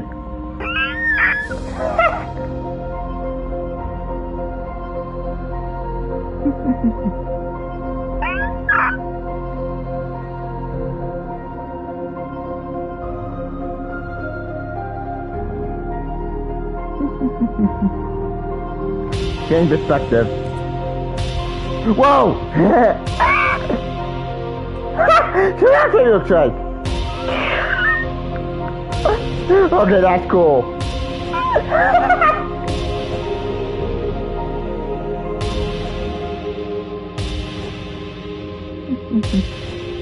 You can't jump. Same perception.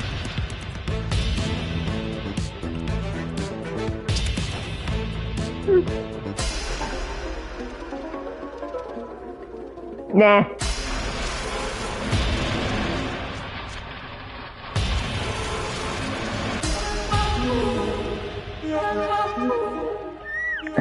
Change your reality. Ooh. I love a horror movie.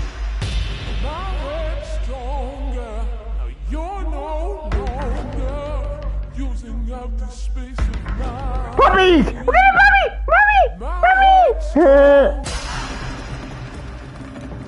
Puppy! Puppy! Go at the puppy!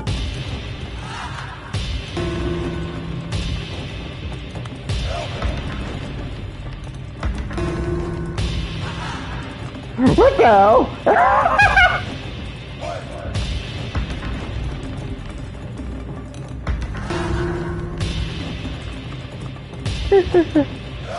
Do it again. Oh, it did it. Stanley? Stanley? Hello. Stanley? No, no! It Damn it, seems you now sort of dozed off there, drifting away into dreamland.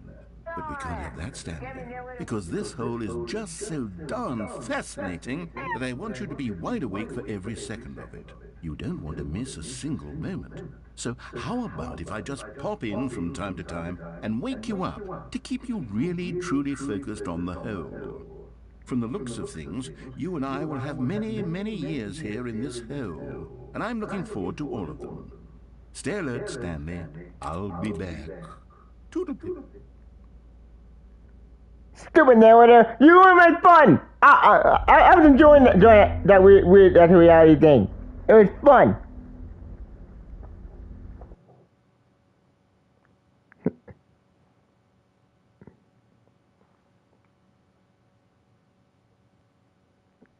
Here we are. Go on, try out some of the new features. I'm going right to the hole. Because that was fun.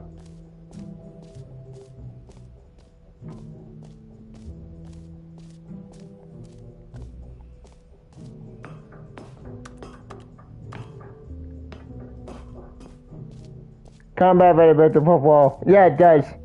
Indeed.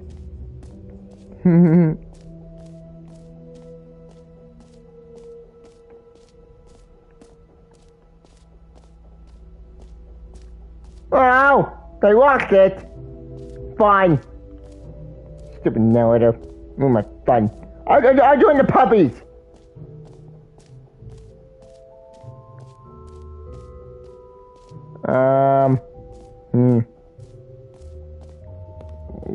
What's the last feature?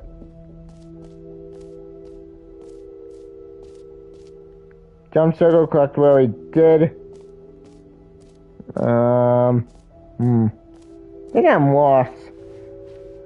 Jump circle to map, merch, setting world champion.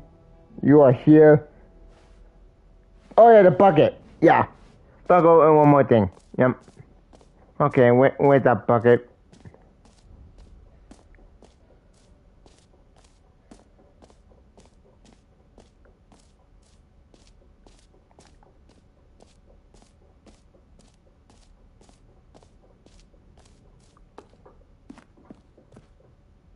A common complaint of the Stanley Parable was that it was confusing and paradoxical, that it engendered a chaotic sense of reckless despair in those who played it. Well, I am happy to say that after much consideration, I've engineered a clever solution to this fundamental problem with the game.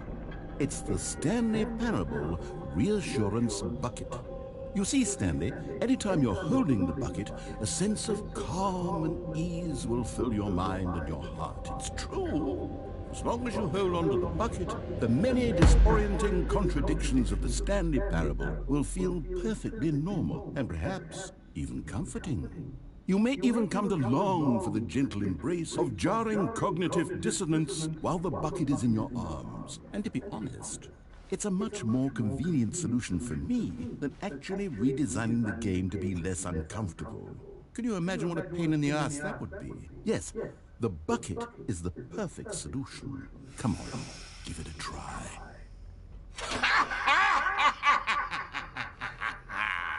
Can you feel it? The glow of comfort, even in the face of crushing despair, must already be sweeping through your body. And in fact, can I say that I do believe the bucket lends you an air of charisma as well? I think that just holding it has made you the slightest bit more attractive as a person. The benefits of the bucket seem to go on and on, don't they?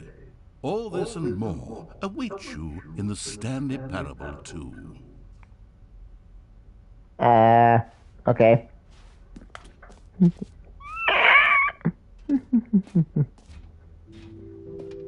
Does anyone give out awards for most enjoyable bucket in a video game?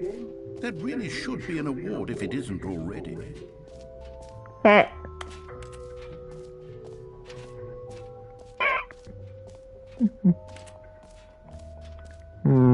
Alright, so time to go to the exit. Well, alright, everything. It's time to leave.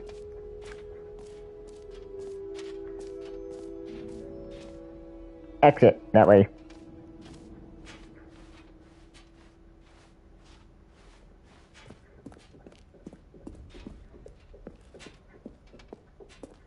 All right, have you seen everything you wanted to? Ready to move on now? Yep.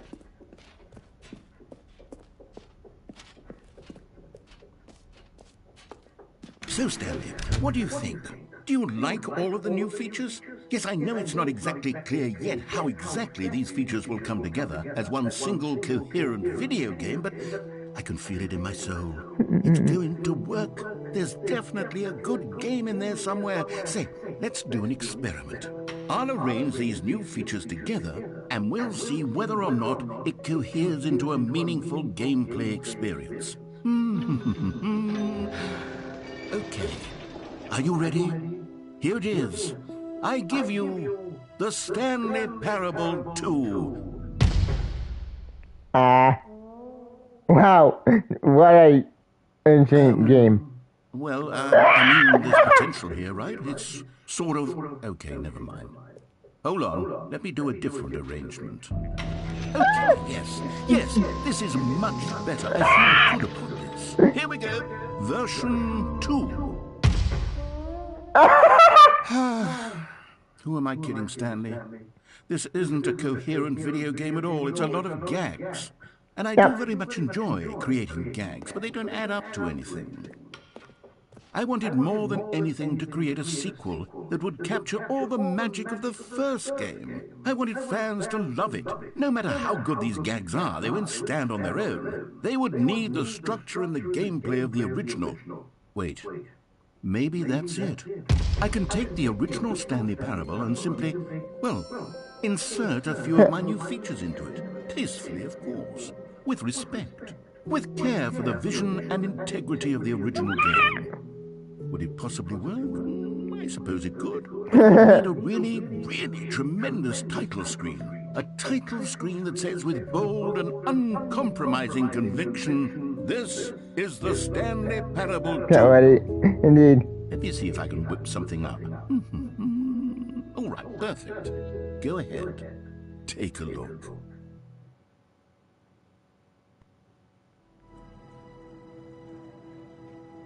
What the? Okay, that's a very weird title screen. Very horror movie, this. Let's begin, shall we? This is the story of a man named Stanley. Stanley worked for... Skip. All of his co-workers were gone. What could it mean? Stanley decided to go to the meeting room. Perhaps he had simply missed a memo. There's the bucket. Stanley picked up the bucket.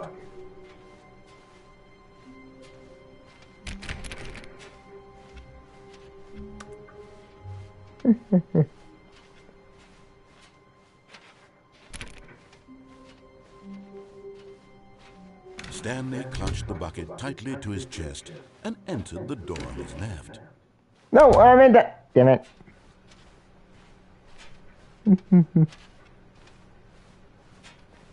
Still no one was here.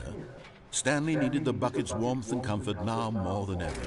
Perhaps his boss's office was where he'd find answers. Oh, Stanley, can you feel it? The broom closet. It wants the bucket. You can feel that, can't you? The aura of jealousy. It's as clear as day. This broom closet believes it deserves the bucket. I can really feel it now. It's a bucket. It belongs in a broom closet. That's what the broom closet is trying to say here. It's supposed to go with the other cleaning supplies. Good for you, Stanley. Don't give in. Don't hand over the bucket. I know how hard it must be, given the pressure that the broom closet is putting on your shoulders right now, but you have to be strong. This is your bucket. This is your companion and lifelong friend. You can't hand it over. Oh, no.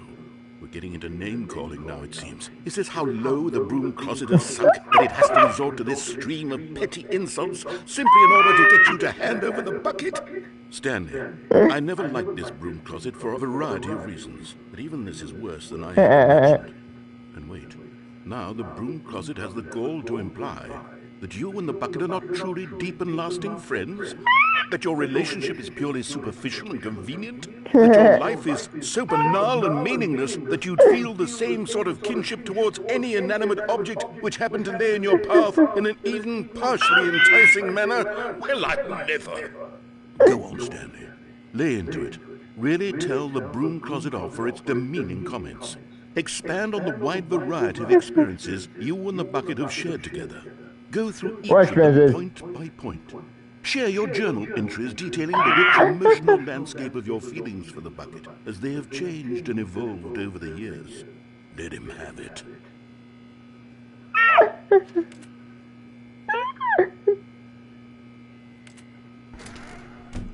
Okay, I've got you something which I think will help settle this debate once and for all. Here we go.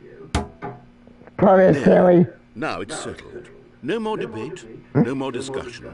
Take our hike, broom closet, all your meandering philosophical diatribes about the nature of cleaning supplies and their relationship to broom closets in the natural order of things. This is so funny. Coming to a staircase, Stanley and the bucket walked upstairs to the boss's office.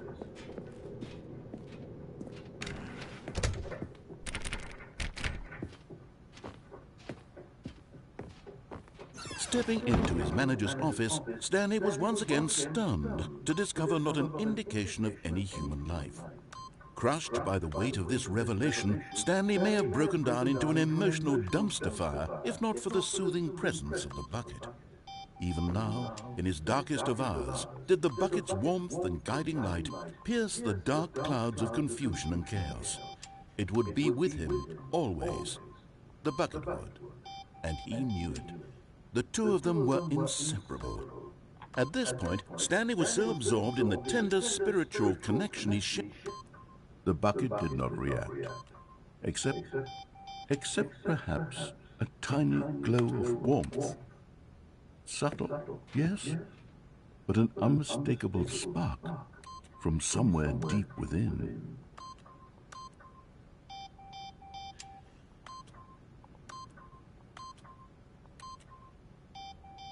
Stanley just sat around twiddling his thumbs. Trying to input anything on the device was useless, since he could never possibly know that the combination was 2845.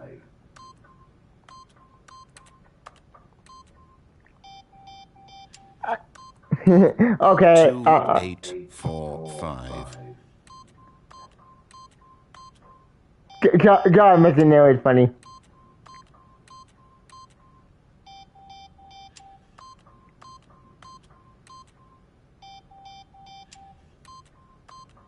But it turns out that the panel's emergency override kicked in, and the door just opened all by itself, and Stanley got the hell along with the story.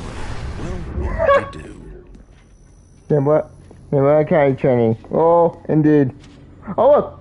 You found one of them. One of the miniature Stanley figurines. Remember, no reward for collecting all of these, only the intrinsic pleasure of a job well done. You can't buy that sort of happiness, Stanley. God knows I've tried. So, I implore you to savor each and every I can come back. moment you Yeah, I come heard about across that. one of these beautiful figurines.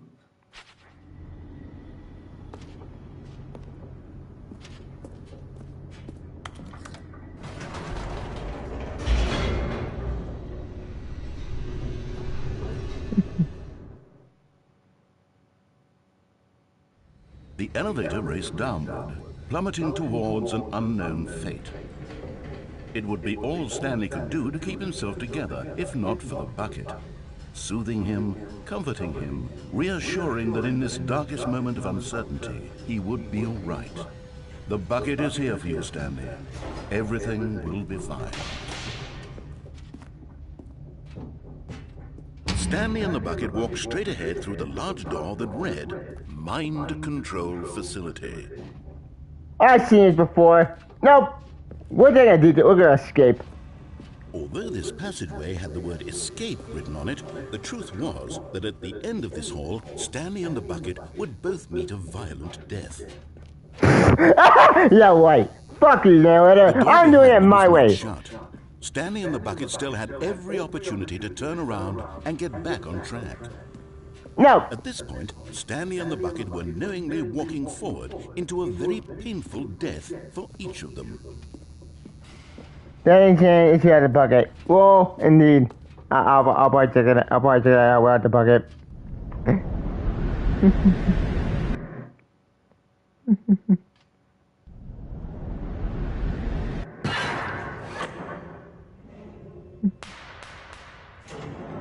Uh-oh. Oh, shit! As the machine whirred into motion and Stanley and the bucket inched closer to their demise, Stanley reflected on how meaningless the bucket's warmth and comfort had turned out to be. To be sure, it puts the mind and the soul at ease to embrace the bucket, but what use is a sense of ease when you're about to be crushed to death? This is what Stanley thought to himself, and he sort of kicked himself for wasting so much time carrying a bucket everywhere. Farewell, Stanley. No, wait, I give him mine! Give it up! Oh. Farewell, Stanley, cried the Better knight. go to the world about Stanley any and the little game with led bucket ultra helplessly ending. into the enormous Different metal with the pen. jaws. Oh, In a indeed. single visceral instant, the bucket's life came to an end as it was crushed violently to death. I did. I was one of the game when we got to last year. What? Okay. It was a shame, the death of such a magnificent bucket. It's true that all buckets are radiant in their own way, but this one stood above Here you go. the Well, rest. bucket It at was the a end of another glorious game with bucket bucket to ultra and behold. different pen. Oh, indeed. What? Welcome to the grand exhibit. You are standing to present noise. Much like a bucket set, even mine freaking empty with a covered board. What? The mind becomes boring with some noise, the bucket. Yeah, whatever. This is very weird. Can you see how arrogant it was for Stanley to take a bucket like this and to claim it for his own? Can you see the hubris that blinded him? Can you see that the bucket is far more noble than Stanley will ever be in his short life? 25 bucket poker 20. There's no way that's 25 buckets. I call bullshit.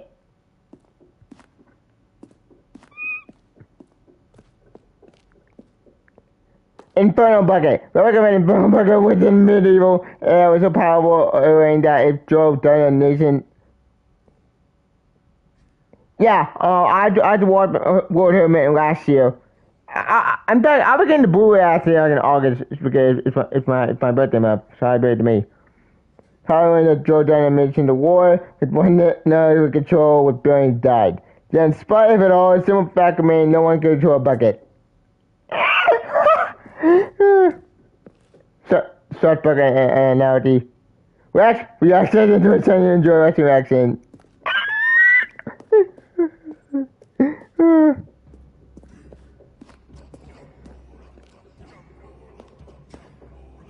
Keep going.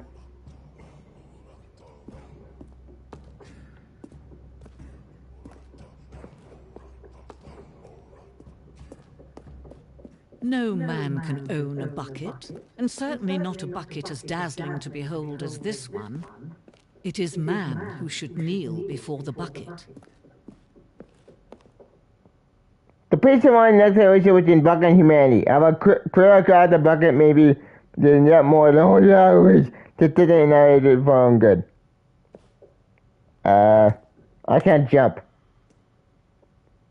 What the? Okay.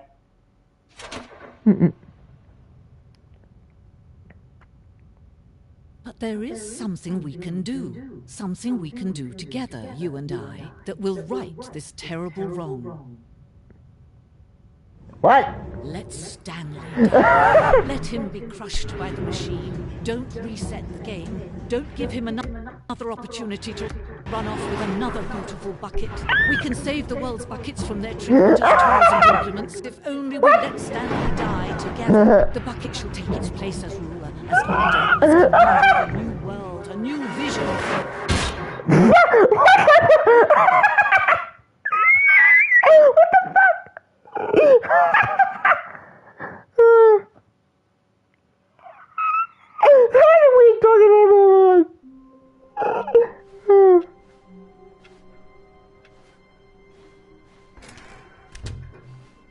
Oh, the bucket. Stanley lifted the bucket into his arms. In a wave of comfort, Stanley clutched the bucket tightly to his chest and entered the door on his left.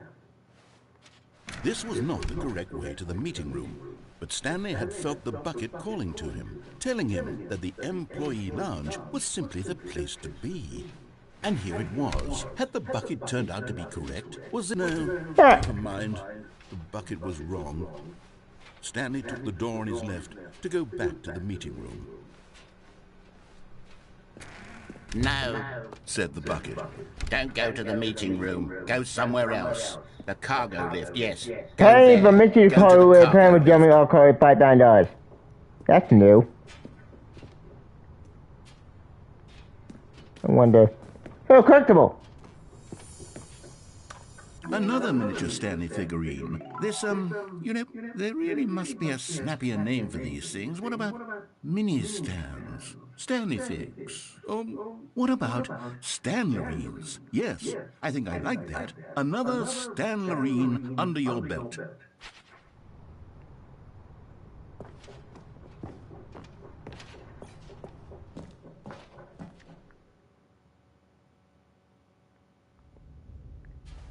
Where the hell am I?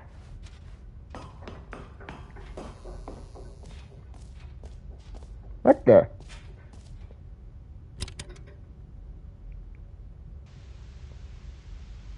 Okay, this is day number 295.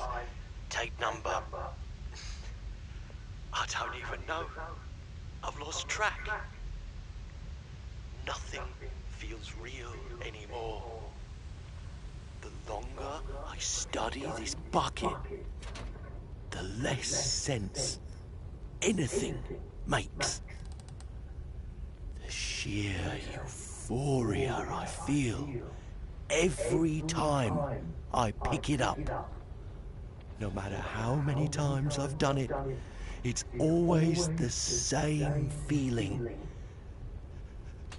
And the emptiness in my chest when I set it down. It doesn't make sense.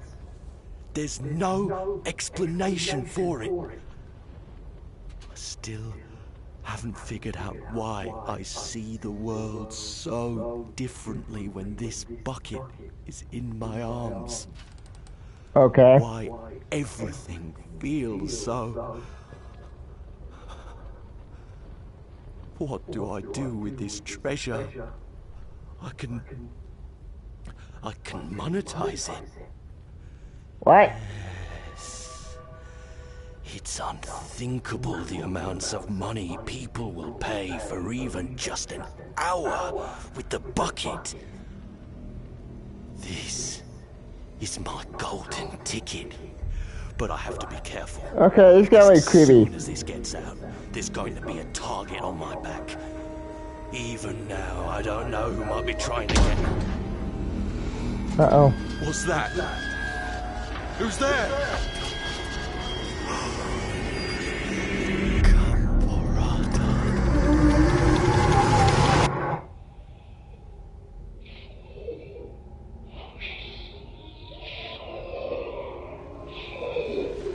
Okay, this cat's dog and scary. What? What the hell was that? Ah, what the fuck? Okay, that was very weird. All of his co-workers were gone. What could it mean? Stanley decided to go to the meeting room. Perhaps he had simply missed a memo. The confusion and the chaos all seemed to melt away as Stanley embraced the bucket.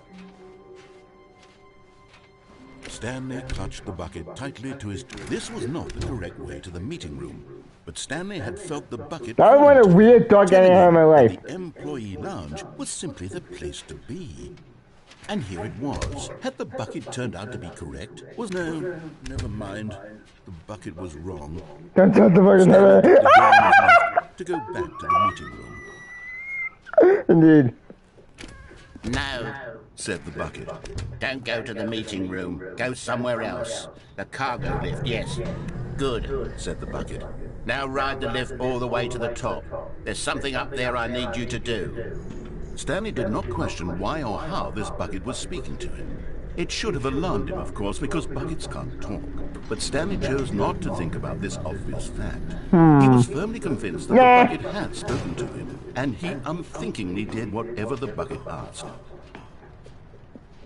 Nah.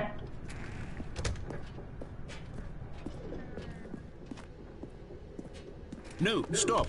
Look there on the wall, you see? There's a sign right there. It says, no buckets past this point. What? Stanley, how could you think it was okay to bring the bucket here? Unless, what if the problem is that you actually don't know what is a bucket and what isn't a bucket? I suppose that would explain a lot about your behavior up to this point. Which, if that's true, well, my goodness, I think we have to do something about it. This misunderstanding could have dire consequences on the entire rest of the game if not addressed quickly and properly.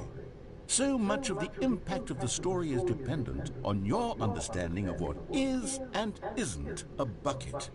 Please, step in here for a moment. Okay.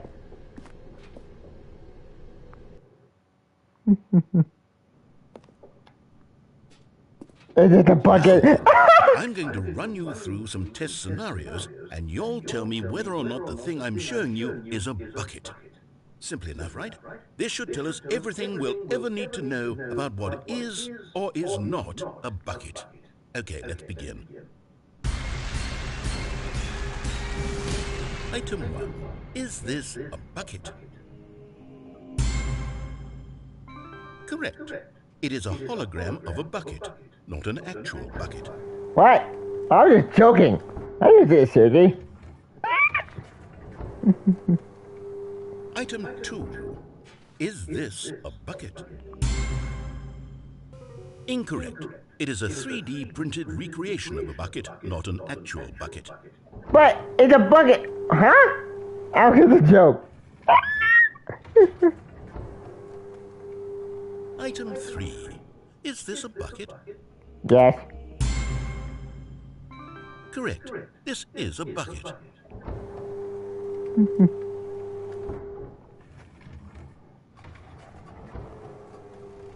A tractor? Is this a bucket? What? Are you hallucinating? This is a tractor. It's an enormous machine that tills the earth. I thought this was a gimmick. How on earth did you manage to screw it up? Absolutely incredible. Let's just move on to the next one.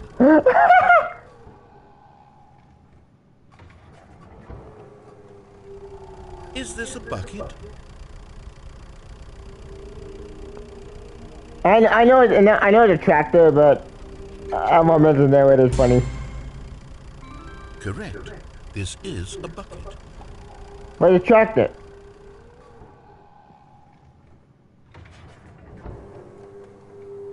Item 6. Is this a bucket? Trick question. Both. Gotcha.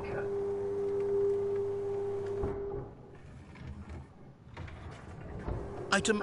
Wait, hold on. I can't find the next one. Let me see. It should be around here somewhere.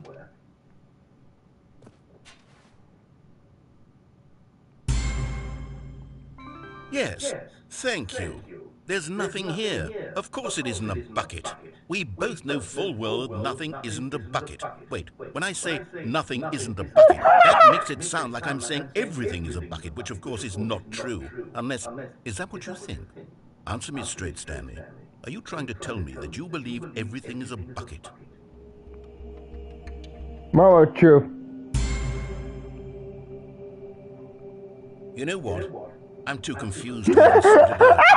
I've lost all sense of perspective. What is a bucket? What isn't a bucket? Mere moments ago I could answer these questions with confidence.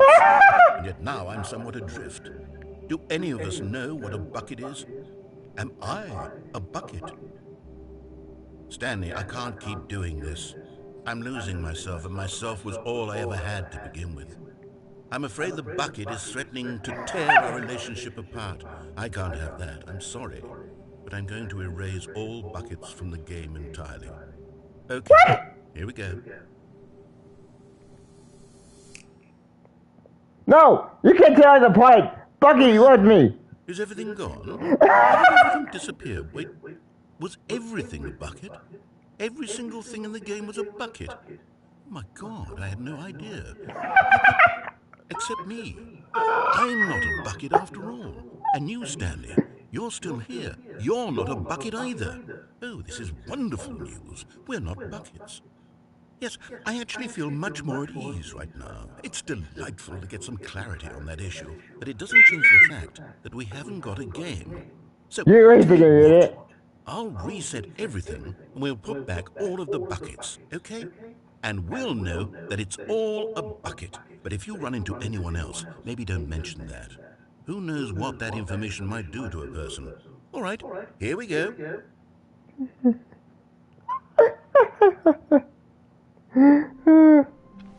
Okay, I want to try something out the bucket. What could it mean? Stanley decided to go to the meeting room. Perhaps he had simply missed a memo.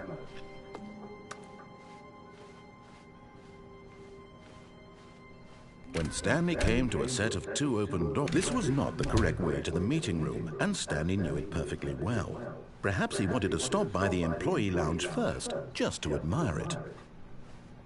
The lounge was grand, majestic, perhaps, but eager to get back to business, Stanley took the first open door on his left.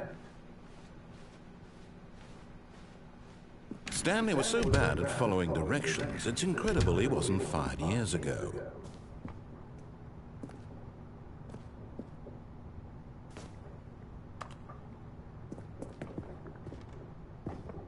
Oh shit, I'm not dead.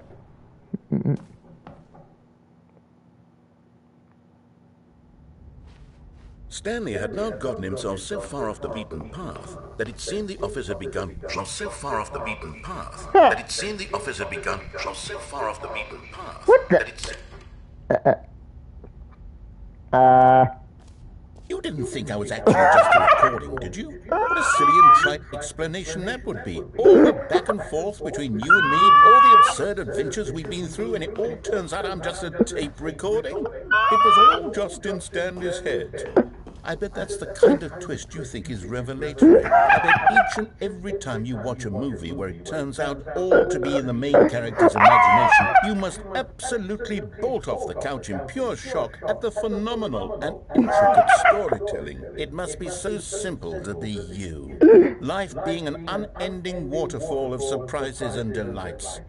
How much more exciting you must find the world than the rest of us do. Now I've become sad. Look what you've done to me. This is all your fault.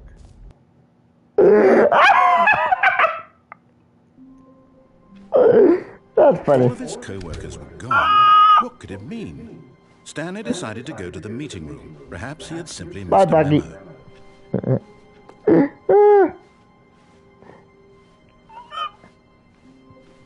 When Stanley came to a set of 2 open doors, this was not the correct way to the meeting room, and Stanley knew it perfectly well. Perhaps he wanted to stop by the employee lounge first, just to admire it. And here it was, the lounge. But eager to get back to business, Stanley took the first That's open one door more on I his want to left. try before I call it for tonight. I'll probably do part 2 of Stanley Parable. Stanley was so bad at following directions, it's incredible he wasn't fired years ago. Look, Stanley, I think perhaps we've gotten off on the wrong foot here. I'm not your enemy, really, I'm not. I realize that investing your trust in someone else can be difficult, but the fact is that the story has been about nothing but you all this time. There's someone you've been neglecting, Stanley. Someone you've... What? Really? I was in the middle of something. Do you have zero consideration for others? Are you that convinced that I want something bad to happen to you? Why, Yeah. I don't know how to convince you of this, but I really do want to help you, to show you something beautiful. Look, let me prove it. Let me prove that I'm on... Okay, I'm going back to the name of these little Stanley figurines, and now I'm torn between Stanlerines and Figlies. What do you think, Stanley? What name better encapsulates the intrinsic sense of happiness that you get from seeing a small number in the corner of your screen go up by 1? Let me sit on it. I'm sure it will come to me. Now listen carefully, this is important. Stanley walked through the red door. No, I'm going blue. Aha, perhaps you misunderstood. Stanley walked through the red door. Blue. I still don't think we're communicating properly. Stanley walked through the red Whoa, door. All where's my fake fine, up? go ahead, Stanley. You want to know so badly what's out there? You want to find out what lies at the end of this road you've chosen? Well, don't let me stop you. You see? There's nothing here. I haven't even finished building this section of the map because you were never supposed to be here in the first place. Broken rooms, exposed developer textures. Is this what you had wanted? Was it worth ruining the entire story I had written out specifically for you? Yes. Do not think I put a lot of time into that, because I did. And in the end, it was all for nothing, because this is what you wanted to see. Help me here, Stanley. Help elucidate these strange and unknowable desires of yours. What would have made this game better? What did you want to see? Vehicles? Skill trees? Work with me. You've given me absolutely nothing so far. Tell you what, let me take a stab in the dark at a new design, and you can give me some feedback. There we go. A third option. This already feels leaps ahead of where we were before. Go ahead, Stanley. Take it for a spin. No, I can't get bugger with me. Oh well. Oh, Okay, indeed. I'm going to stop you there. Now, tell me about your experience with this new version. Would you say that the game benefited from allowing you more choices? Feel free to be honest. I'm looking for some real critical feedback here. Okay, so we're getting somewhere. Clearly there's something here that speaks to you. If I can be honest here, I really don't have any idea where I'm going with this. This whole third door thing was just a stab in the dark. But I guess you're into it, so let's keep this party train rolling. Here, based on the data from your previous playthrough, I've compiled a new version. And to be perfectly candid, I think I've knocked it out of the park with this one. Let's take a look.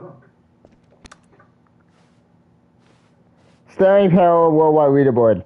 What?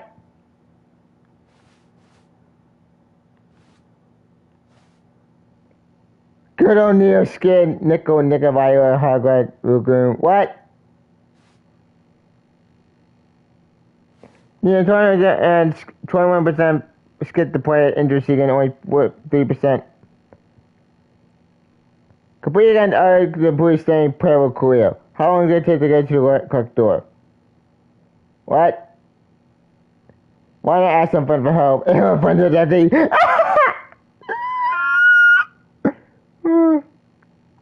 Okay. Now, would you say that competitive leaderboard helped you feel motivated to keep walking through doors? Again, honest answers, please. Hey, I nearly forgot. I've got a prototype of a new game I've been working on, and now would be a lovely opportunity to give it some playtesting. You wouldn't mind taking a look at it, would you? Perfect. Let me boot it up. In this game, the baby crawls left towards danger. You click the button to move him back to the right, and if he reaches the fire, you fail. It's a very meaningful game, all about the desperation and tedium of endlessly confronting the demands of family life. I think the art world will really take notice. Oh, but of indeed. course, the message of the game only becomes clear once you've been playing it for about 4 hours. So why don't you give it 4 hours of play to make sure it's effective? Be sure to keep notes on your experience. Fuck this. I don't think 4 hours. It's not weird anyway. You heartless bastard. Did you do it because you hate babies or purely to spite me? Spite If you. it's the latter, well, I don't know what to do. I'm completely out of ideas. I can't think of a single thing that might improve the experience for me. I'm not even going to try. I'm out, I'm done. It's over. Thank you for playing. Your input was extremely valuable. Oh, hey, since my game was so awful, I think I did, someone yeah. else's game, just to ease the pain. Let's see. What do we have here? But I don't remember. Yes, this seems like it'll work. Let's give it a shot.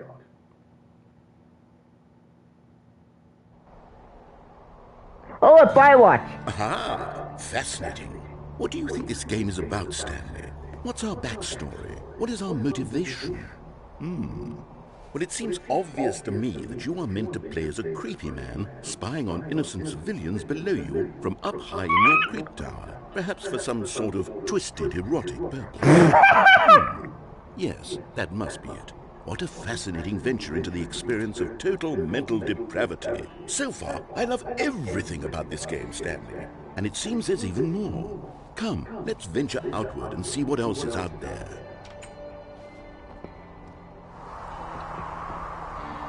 I ruined it by Firewall. I heard Firewall is a good game.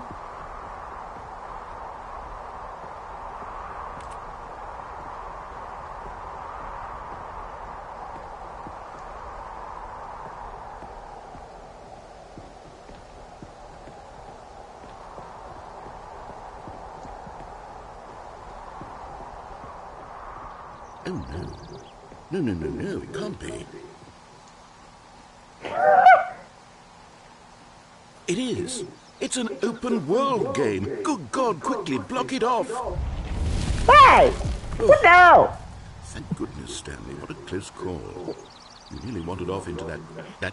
That big, open, just wandering around. No right or wrong directions. No path to follow. You can just go in any... Oh, thank heavens we avoided it. We're out of the woods now, Stanley. Okay, I'm going to get us out of here. Let's find another game. Preferably something with walls. Something with nice, big, insurmountable walls. Question, the video game had this feature? This will be just the thing. Because I played with the Stanley Parable, all this new to me. Wonderful. See, this is exactly what I had in mind. Rocket Just a League. nice big box for you to run around in. There isn't any possibility that you could get lost here. Now this is game design. Stanley, if you manage to get lost in this game, I will be phenomenally impressed. Question, in the video game had Rocket League and Firewatch? Okay, so what exactly do we do here? Let's see. There are lots of cars here in the back, but obviously there's no racetrack. Okay, I'm seeing that there's a ball of some kind back here. Is this game sports ball? Sports ball. Stanley, I think it's sports ball. Oh, what fun. We shall run the bases and do a touchdown together. Yes, I think surely we must. Okay, Stanley, here's the ball. Have fun. What?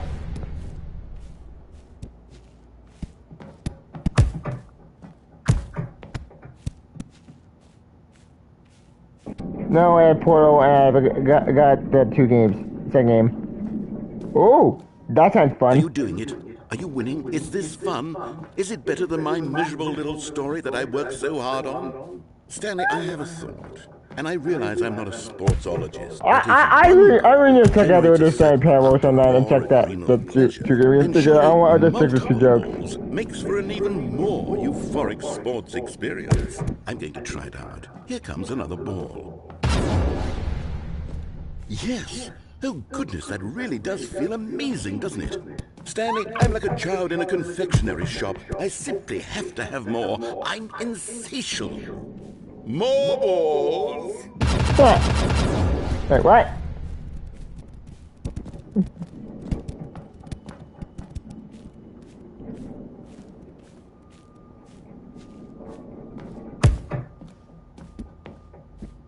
Are you enjoying this, Stanley?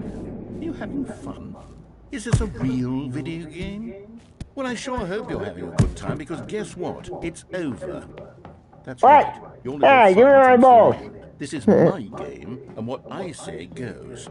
You get to have fun when I let you, Stanley. Besides, you need someone like me to set boundaries for you. Without rules or boundaries, video games are nothing. Yes, that's what I am. I am structure. I'm your sense of purpose. And since you decided you didn't want to play my game, now I don't want to play with you either. So, goodbye, Stanley. I'm leaving. See how you like it when I'm not around to set the rules. Somehow, I don't think you'll enjoy it as much. But who knows? You're an inventive kid. You'll come up with something. After all, you're the one who knows best. Take care, Stanley.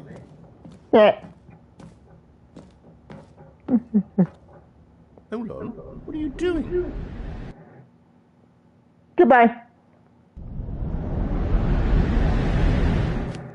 Stanley, don't do that. I can't follow you there. I can't help you.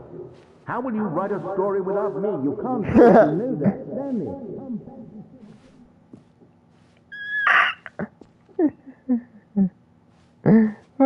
Work in progress.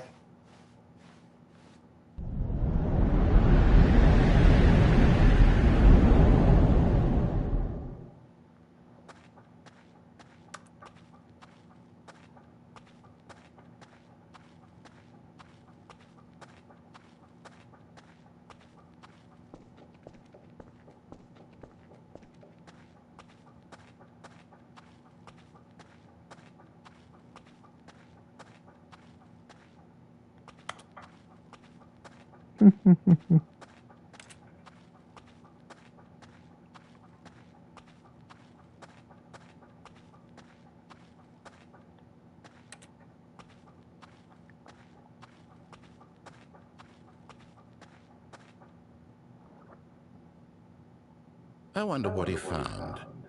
If what he wanted was to be the leading man in his own story, well, perhaps he's got it. Down in wherever he is right now.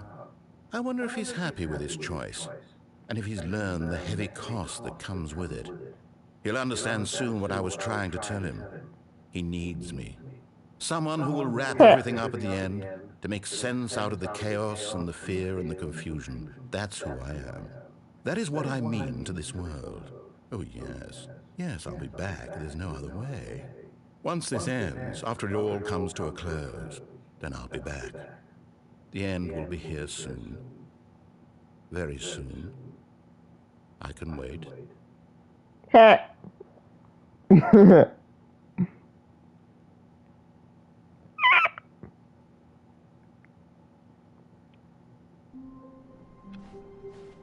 All of his co-workers were gone.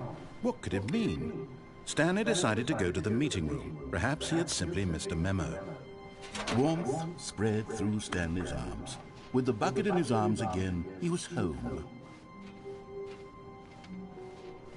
Stanley clutched the bucket tightly to his... This was not the correct way to the meeting room. But Stanley had felt the bucket calling to him, telling him that the employee lounge was simply the place to be. And here it was. Had the bucket turned out to be correct? Well, no, never mind. The bucket was wrong. Stanley took the door on his left to go back to, and so the two of them detoured through the maintenance section and walked straight ahead to the opposite door. Oh. Alright, there's a guy see you. What's wrong with the bucket? Like, I did have a the bucket before. Stanley, I'm glad you found your way here. I knew you'd find this place eventually. What the? You see, your friends and I are concerned for you, Stanley. We've come together here because we care about you very much. It's this bucket you're carrying around everywhere. The bucket isn't even from the original Stanley Parable. It's just sequel content. We're the ones that matter, Stanley. Classic characters from the first game, like the Adventure Line and the Broom Closet. Because that's what fans want from a sequel. They want more of their favorite jokes, not this bucket that they've never seen before. Yes, I know I'm the one who gave you the bucket, but you're spending too much time with it. Don't you want another story involving the Adventure Line? We could make the Adventure Line go somewhere new. Yes, that's what the fans want. Let's do it. Okay. Look at that wacky line. Who knows where it'll go off to next? Oh, and it played some silly music as well.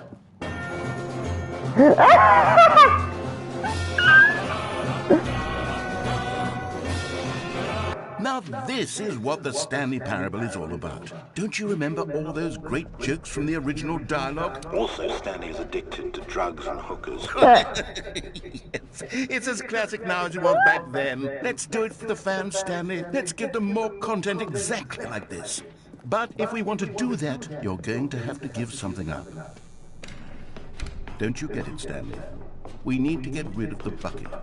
That's why I'm very proud to introduce a brand new character.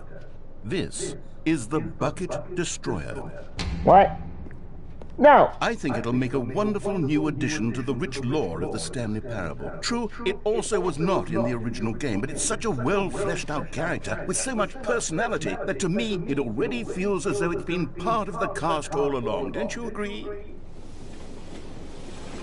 Can you guess what the Bucket Destroyer does? Surely you don't need me to spell it out for you. Go ahead now, Stanley. Say goodbye to the bucket, and then pop it into the machine when you're ready. No. Now listen to me. It's crucial that you give it the bucket. I don't know what the Bucket Destroyer will do if it can't destroy your bucket. Destroying buckets is all it knows. That is its singular personality trait. Sure, I can hear you saying, how does a character with only one personality trait deserve to join the pantheon of beloved Stanley Parable characters? Well, you see, if you were to really He's never explore the destroyed. bucket destroyer, you would see that its desire to crush buckets is so densely loaded with complexity and nuance that it's really like 10 personality traits. What other object in this game can you even say that about? The broom closet? Certainly not. I wonder what sort of bucket destroyer merchandise the fans will be clamoring for after this. Okay, the bucket destroyer is getting very upset now. You'll have to hurry and feed it. We can't get back to the classic Stanley Parable characters like the Adventure Line or the bucket destroyer until you crush that damn bucket. Quickly now, the fans are waiting. Do it, the fans, Stanley. Give the fans what they want. Hurry and...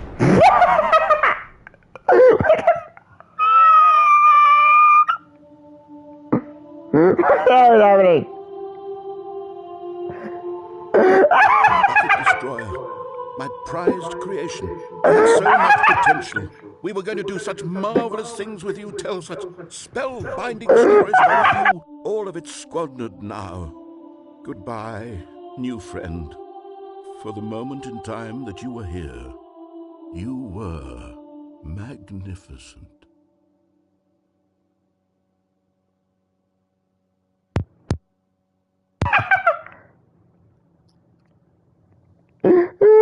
That's funny.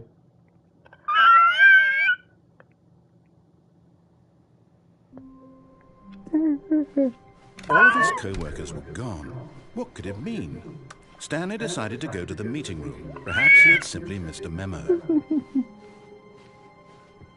Stanley picked up the bucket and smiled. He'd never be alone again, not truly alone, not with the bucket around.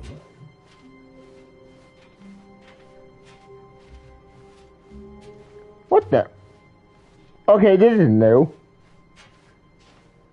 I think. Stanley clutched the bucket tightly to his... This was not the correct way to the meeting room, but Stanley had felt the bucket calling to him, telling him that the employee lounge was simply the place to be. And here it was. Had the bucket turned out to be correct? No, never mind. The bucket was wrong. Stanley took the door on his left to go back to the meeting room. Nah. No, Said the bucket. don't go to the meeting room. Go somewhere else. The cargo lift, yes. Go good. Said the bucket. Now, right. But Stanley feared that any path he walked might lead to the separation of himself and the bucket, his dearest friend. So he threw himself to his death, that they might die in one another's arms. How deeply touching.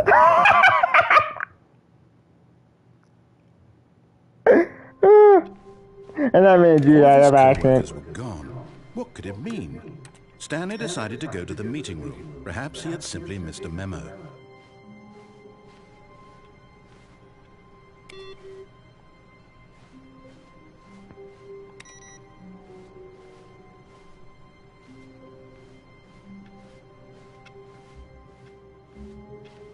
The good old bucket.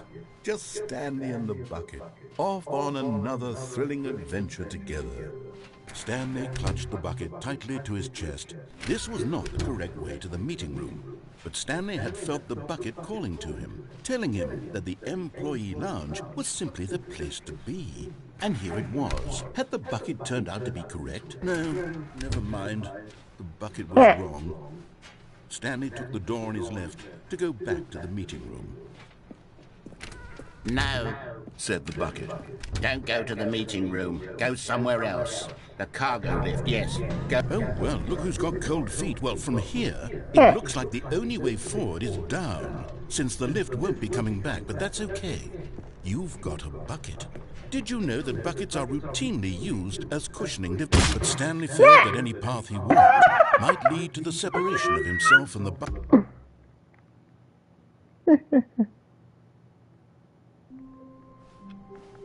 All of his co-workers were gone.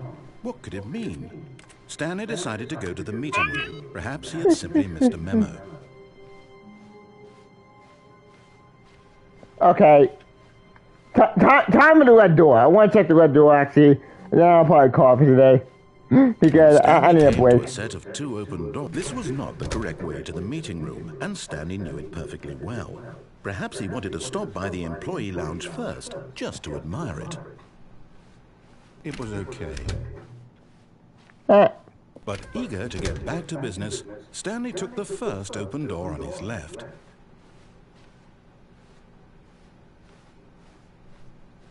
Stanley was so bad at following directions, it's incredible he wasn't fired years ago.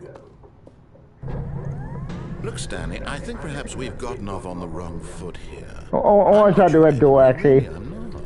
I realize that investing your trust in someone else can be difficult, but the fact is that the story has been about nothing but you all this time. There's someone you've been neglecting, Stanley. Someone you forgot. What? Really? I was in the middle of something. Do you have zero consideration for others? Are you that convinced that I want something bad to happen to you? Why, I don't know how to convince you of this, but I really do want to help you, to show you something beautiful. Look, let me prove it. Let me prove that I'm on your side. Give me a chance. Now listen carefully, this is important. Stanley walked through the red door. I want to tell something for you, Perhaps actually. you misunderstood. Stanley walked through the red door. I still don't think we're communicating properly. Oh, thank God you are willing to listen to me. Do you see that I really have wanted you to be happy all this time? The problem is all these choices. The two of us always trying to get somewhere that isn't here. Running and running and running, just the way you're doing right now. Don't you see that it's killing us, Stanley? I wanted to stop.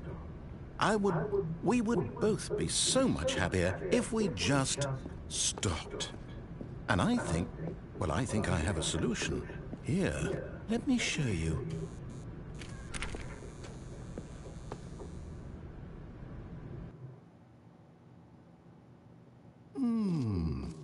What do we want? What are we looking for? Here. Yes. Oh, it's beautiful, isn't it? If we just stay right here, right in this moment with this place, Stanley, I think I feel happy. I actually feel happy. Blue and favorite color. Okay, we're done. No, wait. Where are you going? Oh, no. Stay away from those stairs. If you hurt yourself, if you die, the game will reset. We'll lose all of this. Please, no, Stanley, let me stay here. Don't take this from me.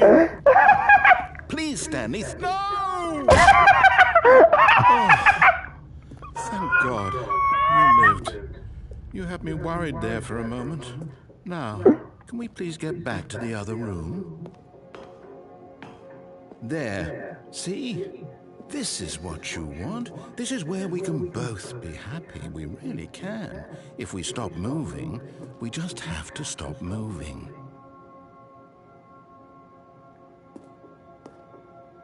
Okay, I'm done.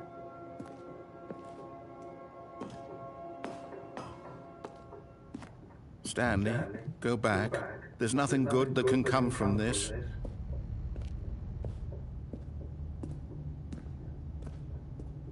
No. No, no, what are you doing? Do you just not believe me? What can I say to convince you?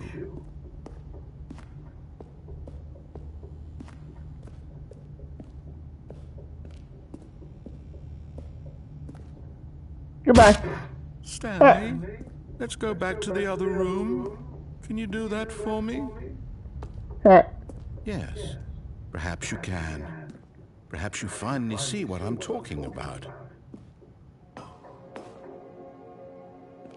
I know you'll see that we can't be happy if we leave this place. You can see that, can't you?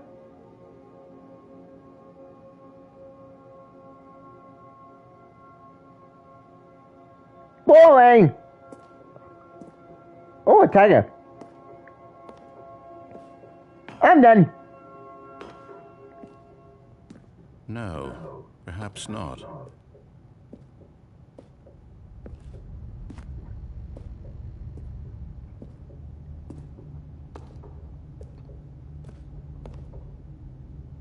My God, is this really how much you dislike my game? That you'll throw yourself from this platform over and over to be rid of it?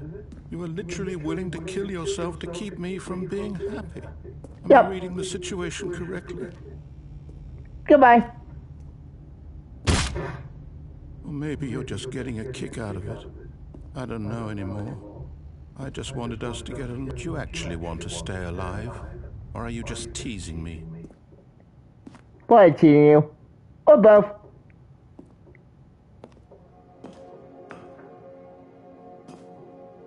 I wanted us to be happy here, Stanley. I really did. I wish I still thought that was possible.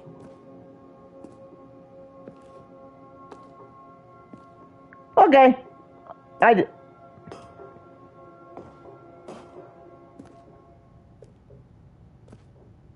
Oh, I'm remembering now.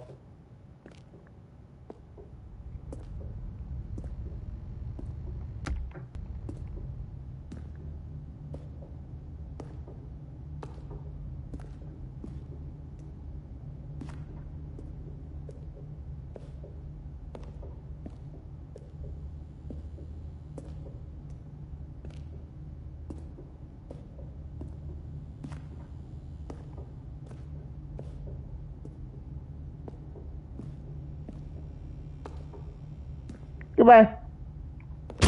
Is it over? It's going to restart, isn't it? I'm going back. All of his co-workers were gone. What could it mean? Stanley decided to go to the meeting room. Perhaps he had simply missed a memo. No matter how hard Stanley looked, he couldn't find a trace of his co-workers.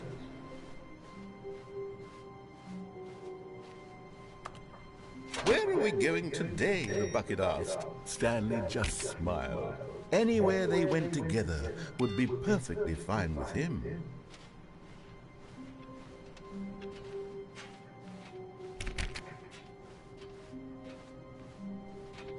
Okay, one more ending and I got a card for tonight. Entered the door on his left. This was not the correct way to the meeting room, but Stanley had felt the bucket calling to him, telling him that the employee lounge was simply the place to be. And here it was. Had the bucket turned out to be correct? No, never mind. The bucket was wrong.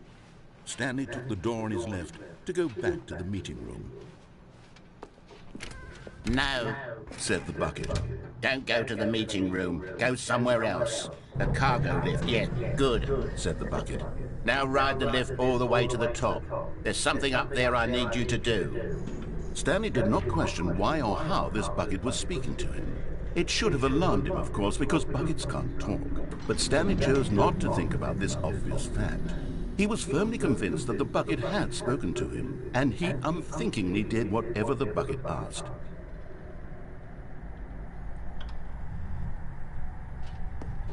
In here. Said the bucket. Go into this dark room over here. Stanley once again obeyed blindly.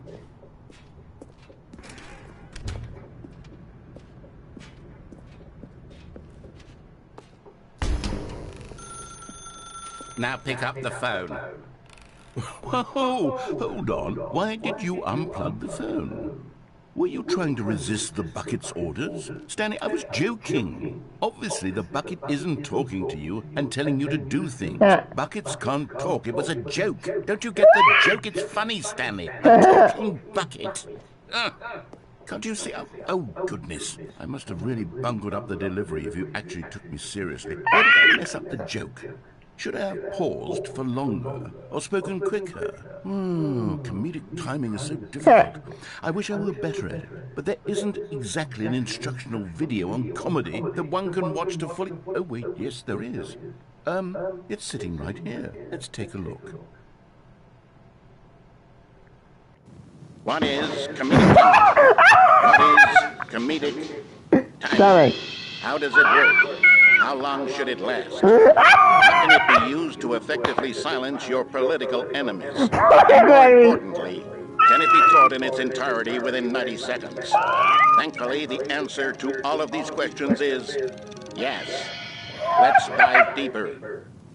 If you ever told a joke or made someone laugh, in all likelihood, you did it while standing 50 to 80 centimeters from them in a room of no more than 76 degrees Fahrenheit, with one of your arms raised straight upward at a 15-degree angle from your body. These are the optimal conditions for good comedic timing. To begin the joke, start by stating and spelling your name. Next, provide a brief synopsis of the joke, including the specific times at which the recipient of the joke will laugh, and then spell out your name a second time. With these steps complete, it's time to begin the humor. Speak the entire joke in no more than 18 seconds and no less than 13 and a half, pausing only for bathroom breaks when necessary.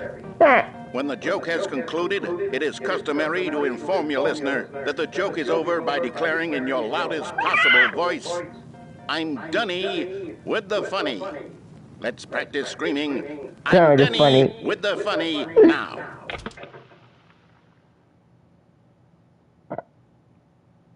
Huh? Good.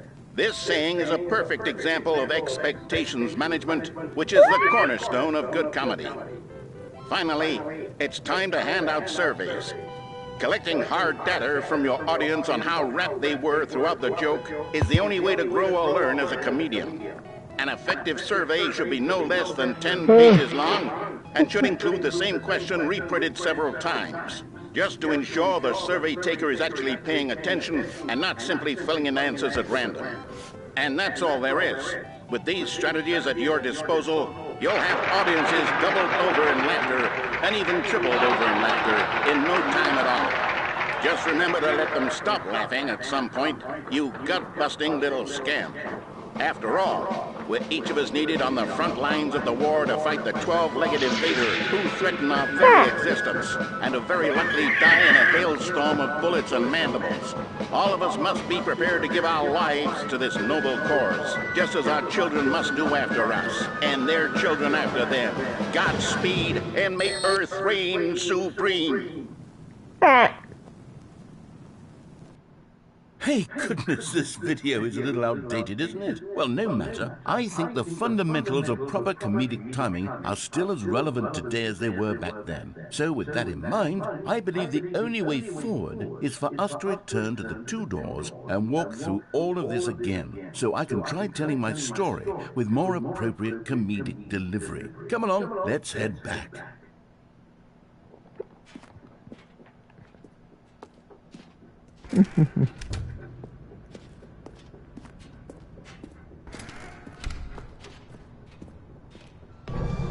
I can feel it. This time, I'm really going to nail the delivery. You'll be in stitches. A talking bucket, you'll say? How ridiculous. How absurd. What a hilarious concept. The king of comedy. That's what you'll call me. Thank goodness we have the instructional video. Otherwise, who knows where we'd be right now. Well, I wouldn't be the king of comedy, that's for sure. The bucket spoke to Stanley. The bucket spoke. The bucket spoke. Oh, I'll figure it out on the fly. No need to overthink things.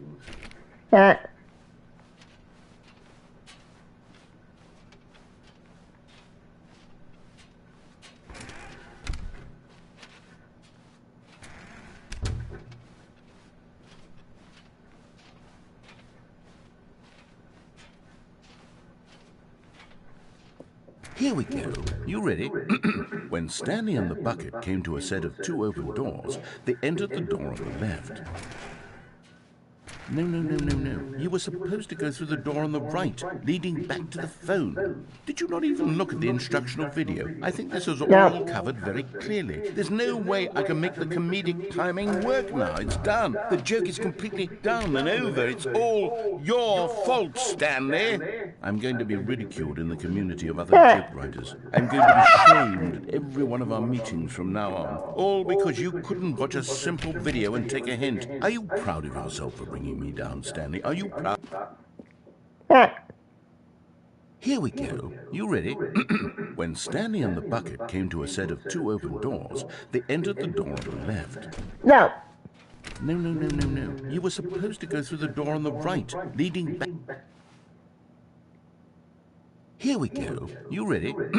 When Stanley and the bucket came to a set of two open doors, they entered the door on the left. No. You were supposed to go through the door on the right, leading back. Fine. Here we go. You ready? When Stanley and the bucket came to a set of two open doors, they entered the door on the left. What? We're back at the phone already? No. What's going on? There were supposed to be several rooms leading up to this. There was supposed to be a build-up to this point. A dramatic display of remarkable comedic wit which culminates in this scene with the phone. But now the timing's completely off. The joke will never land. Well, not the way it was meant to. And it's all my fault. I must have forgotten that the phone room comes immediately after the two doors room. What an egregious mistake. I've made a fool of myself. I don't deserve the title of King of Comedy. I'm nothing. I'm not even the lowliest joke-telling whelp. I think I need to go back and rewatch that instructional video again. Yes, surely that will help me improve my... Stanley, you love The the end. bucket so much it's like you... It's as though all of your other most prized possessions pale in comparison. Yes. Let me try that again, Stanley. I heard that you are pale with shame. Okay, you're weird, Nick. In love with a bucket you are. No? Still not? Is it the delivery? Pale with shame. Pale with shame? Pale... What's another word to describe a bucket? Stanley, this bucket is so metal. I think I saw it playing guitar. No. We're getting away from making fun of Yeah, okay, I'm with you. the bucket, which was the whole point of this. I'm no good at these jokes. I need more instructional videos. That's exactly what it is. That's what will make me the king of comedy again. More instructional videos. Let's see.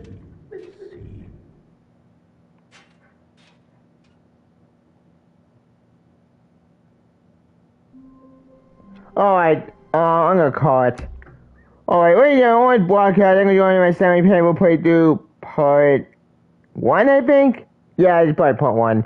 I'm gonna call anything to join me. Stay tuned part 2. We'll get more crazy endings of this weird game. And a game of comedy. So, I'm gonna call anything to join me, and, thank you for joining my weird game, and, take care. Stay tuned for part 2, which will be tomorrow. I need to go for bed.